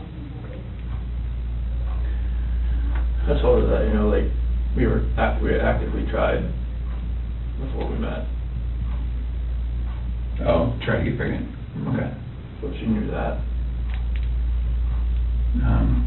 You can imagine that when we go talk to people going forward, everyone's going to try to distance themselves from any of this. Yes. And so if what's going to happen when Nikki says, no, it was our plan to kill everyone and run off together? She's not going to say that. Okay. We were going to talk to her. Absolutely. We have to. So can we get ahead of that for you? Can we get all of that out right now? I mean, so are you sure she's not going to say, oh, I kind of knew he was going to kill him? No. She's not going to say that? No. Okay. And she's not going to say, boy, we were making plans about buying a house or an apartment. She going to say that? No, like, She was just, like, once I had my own place, like, we could, you know, like, hang out more. Okay. So after the separation, after that dust settled, then you would have availability to go see Nikki. You guys had talks like that? Yeah, I mean, like, she generally liked me. Okay. Please don't put her name out there in the news, though. She's been through enough in her life now. Stuff like that we never try to put out. But I'm just knowing the press, if they got wind of an affair, they would drag her through the mud. I don't want that. Yeah. We're certainly not going to try to make that happen. It's vulnerable in any of this. I know this press finds ways. That's everything.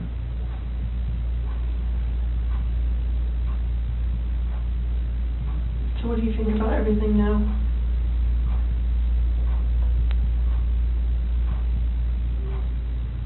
Do you feel sorry for what you did? I wish I wouldn't have lost control and got on top of Shannon and did that. And then did that. What? Took him out to the well site? Yes.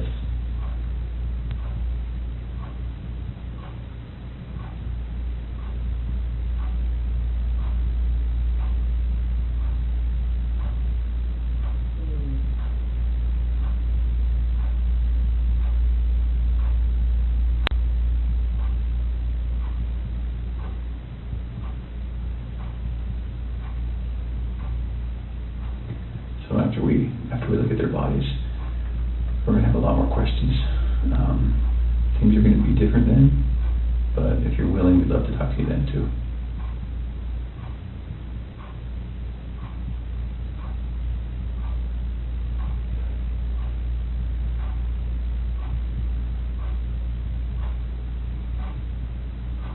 You did really good today, Chris. really good.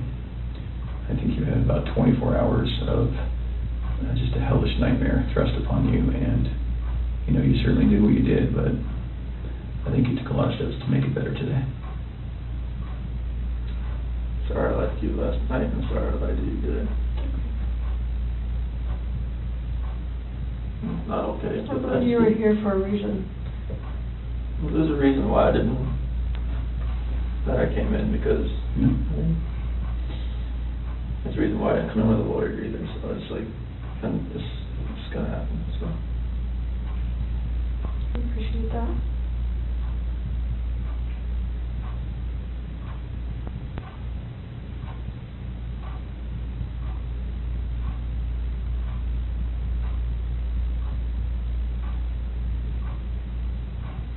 Eventually they were going to find them out there. So, it was kind of inevitable. And then you would have just been sitting at home waiting for that moment to happen. And then what? Then what does it look like? It looks...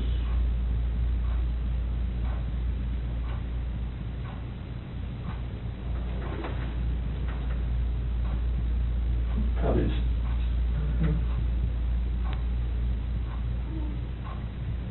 But there's many people that say that you're an amazing guy and you would never do anything bad and has never lost your temper, and all those people that say that about you, there's just as many that would say that about Shanann.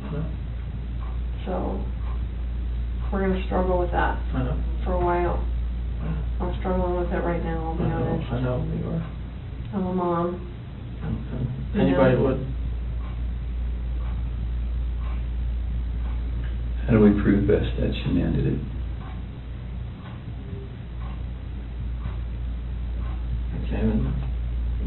I get that. That's the only thing. We're gonna see her hand marks.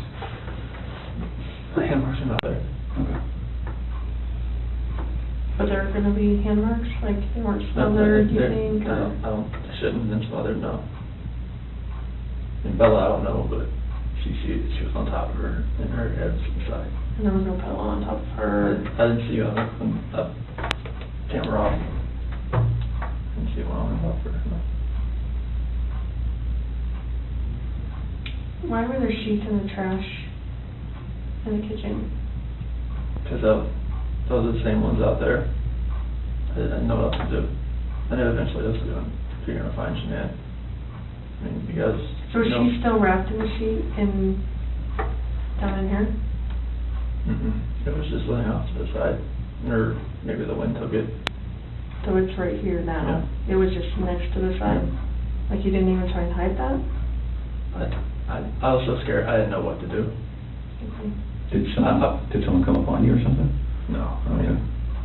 Were you afraid they were going to start showing up? I knew they were on their way out there, but I mean, it's a long way out there. So I know, and before I forget, I know that they collected a lot of electronics out of your house, like routers and that kind of stuff. Like that's not going to show that she was using her phone like at a time that you said she was strangling the kids or something, right? Okay. What is the password to like all the electronics in your house? I know there was an iPad. iPad should be 2385. 2385. There's not one for the Apple Watches, is there? Should be 2385. Is that for yours too? 3387.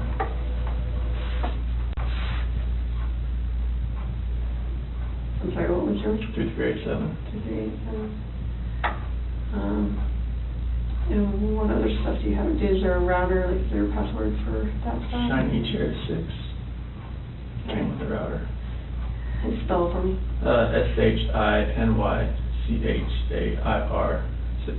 Number 6. Like that. Shiny Chair 6? Yes. Okay.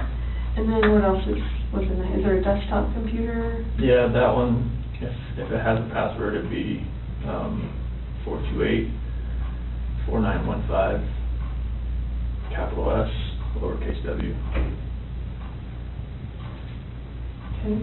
And what about, is there anything else in the house as far as electronics go, tablets? Well, the iPad's the only real set. The other ones are the kids' stuff, but they're just like Amazon Fires or whatnot. Okay. And you have an iPhone what? Which one? Is that your personal one? Yes, iPhone like 7 Plus or something. What's the password to that one? 3387. And what about your work phone? Same. Is that this one here? Then obviously Shanann had a iPhone, right? And what was her password? So it changed to 013119. What was that password? The due date the next day. Okay. Nikki told me that one. Nicole told me that one. Okay. So there's too many Nickies, Nicole's. Yeah, we noticed that. It was getting us very confused. So no other electronics. What about the Echo? Does it have a password? If it does, I never knew if it did or not. Okay. You just say Alexa and it starts listening. Oh, it's an Alexa. Is that an Echo still?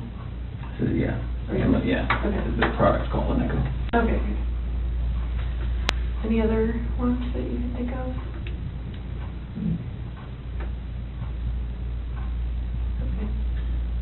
Where do you guys bank? Chase and USA.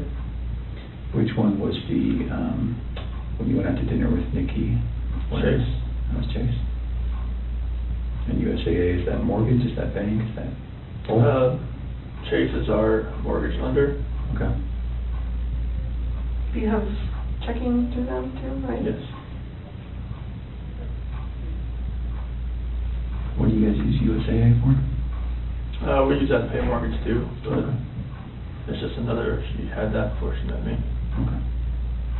And then the accounts that you had personally, beyond all of this? Okay.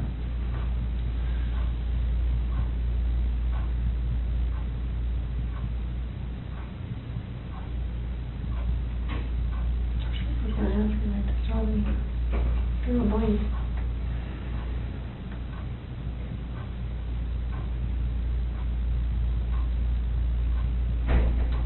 Oh, the security system.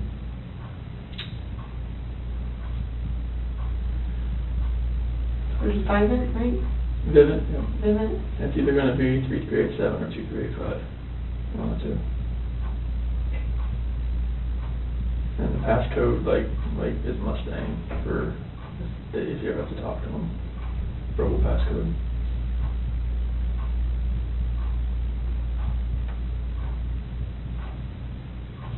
And then what email is associated with that? ShanannWatts@gmail.com.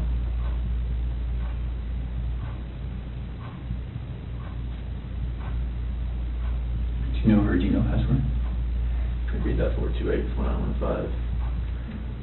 It's just any of her, if most of her passwords are that. Okay. Amazon, everything.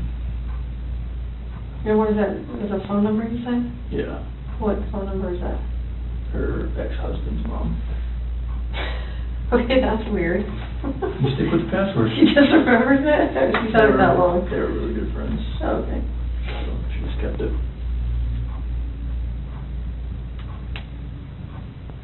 Do you have any other questions for us? Can you use the bathroom? Yes. Of course. We do need to do one quick thing. Now that we know what we know, we're going to, I need to check that you don't have any weapons on you or anything like that. Do you have any weapons on you? No. Okay. We'll do that. We'll go to the bathroom. I'm not going to go in the stall with you, but I'm going to go with you. And then we'll come right back here and we'll make a decision about how the rest of the night goes. All right, so you might stand it up so I can check it. All right.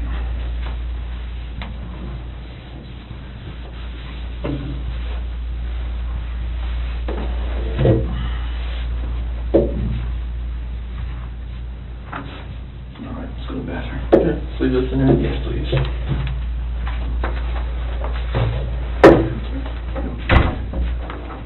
Yeah, that way. There you go. Take a red.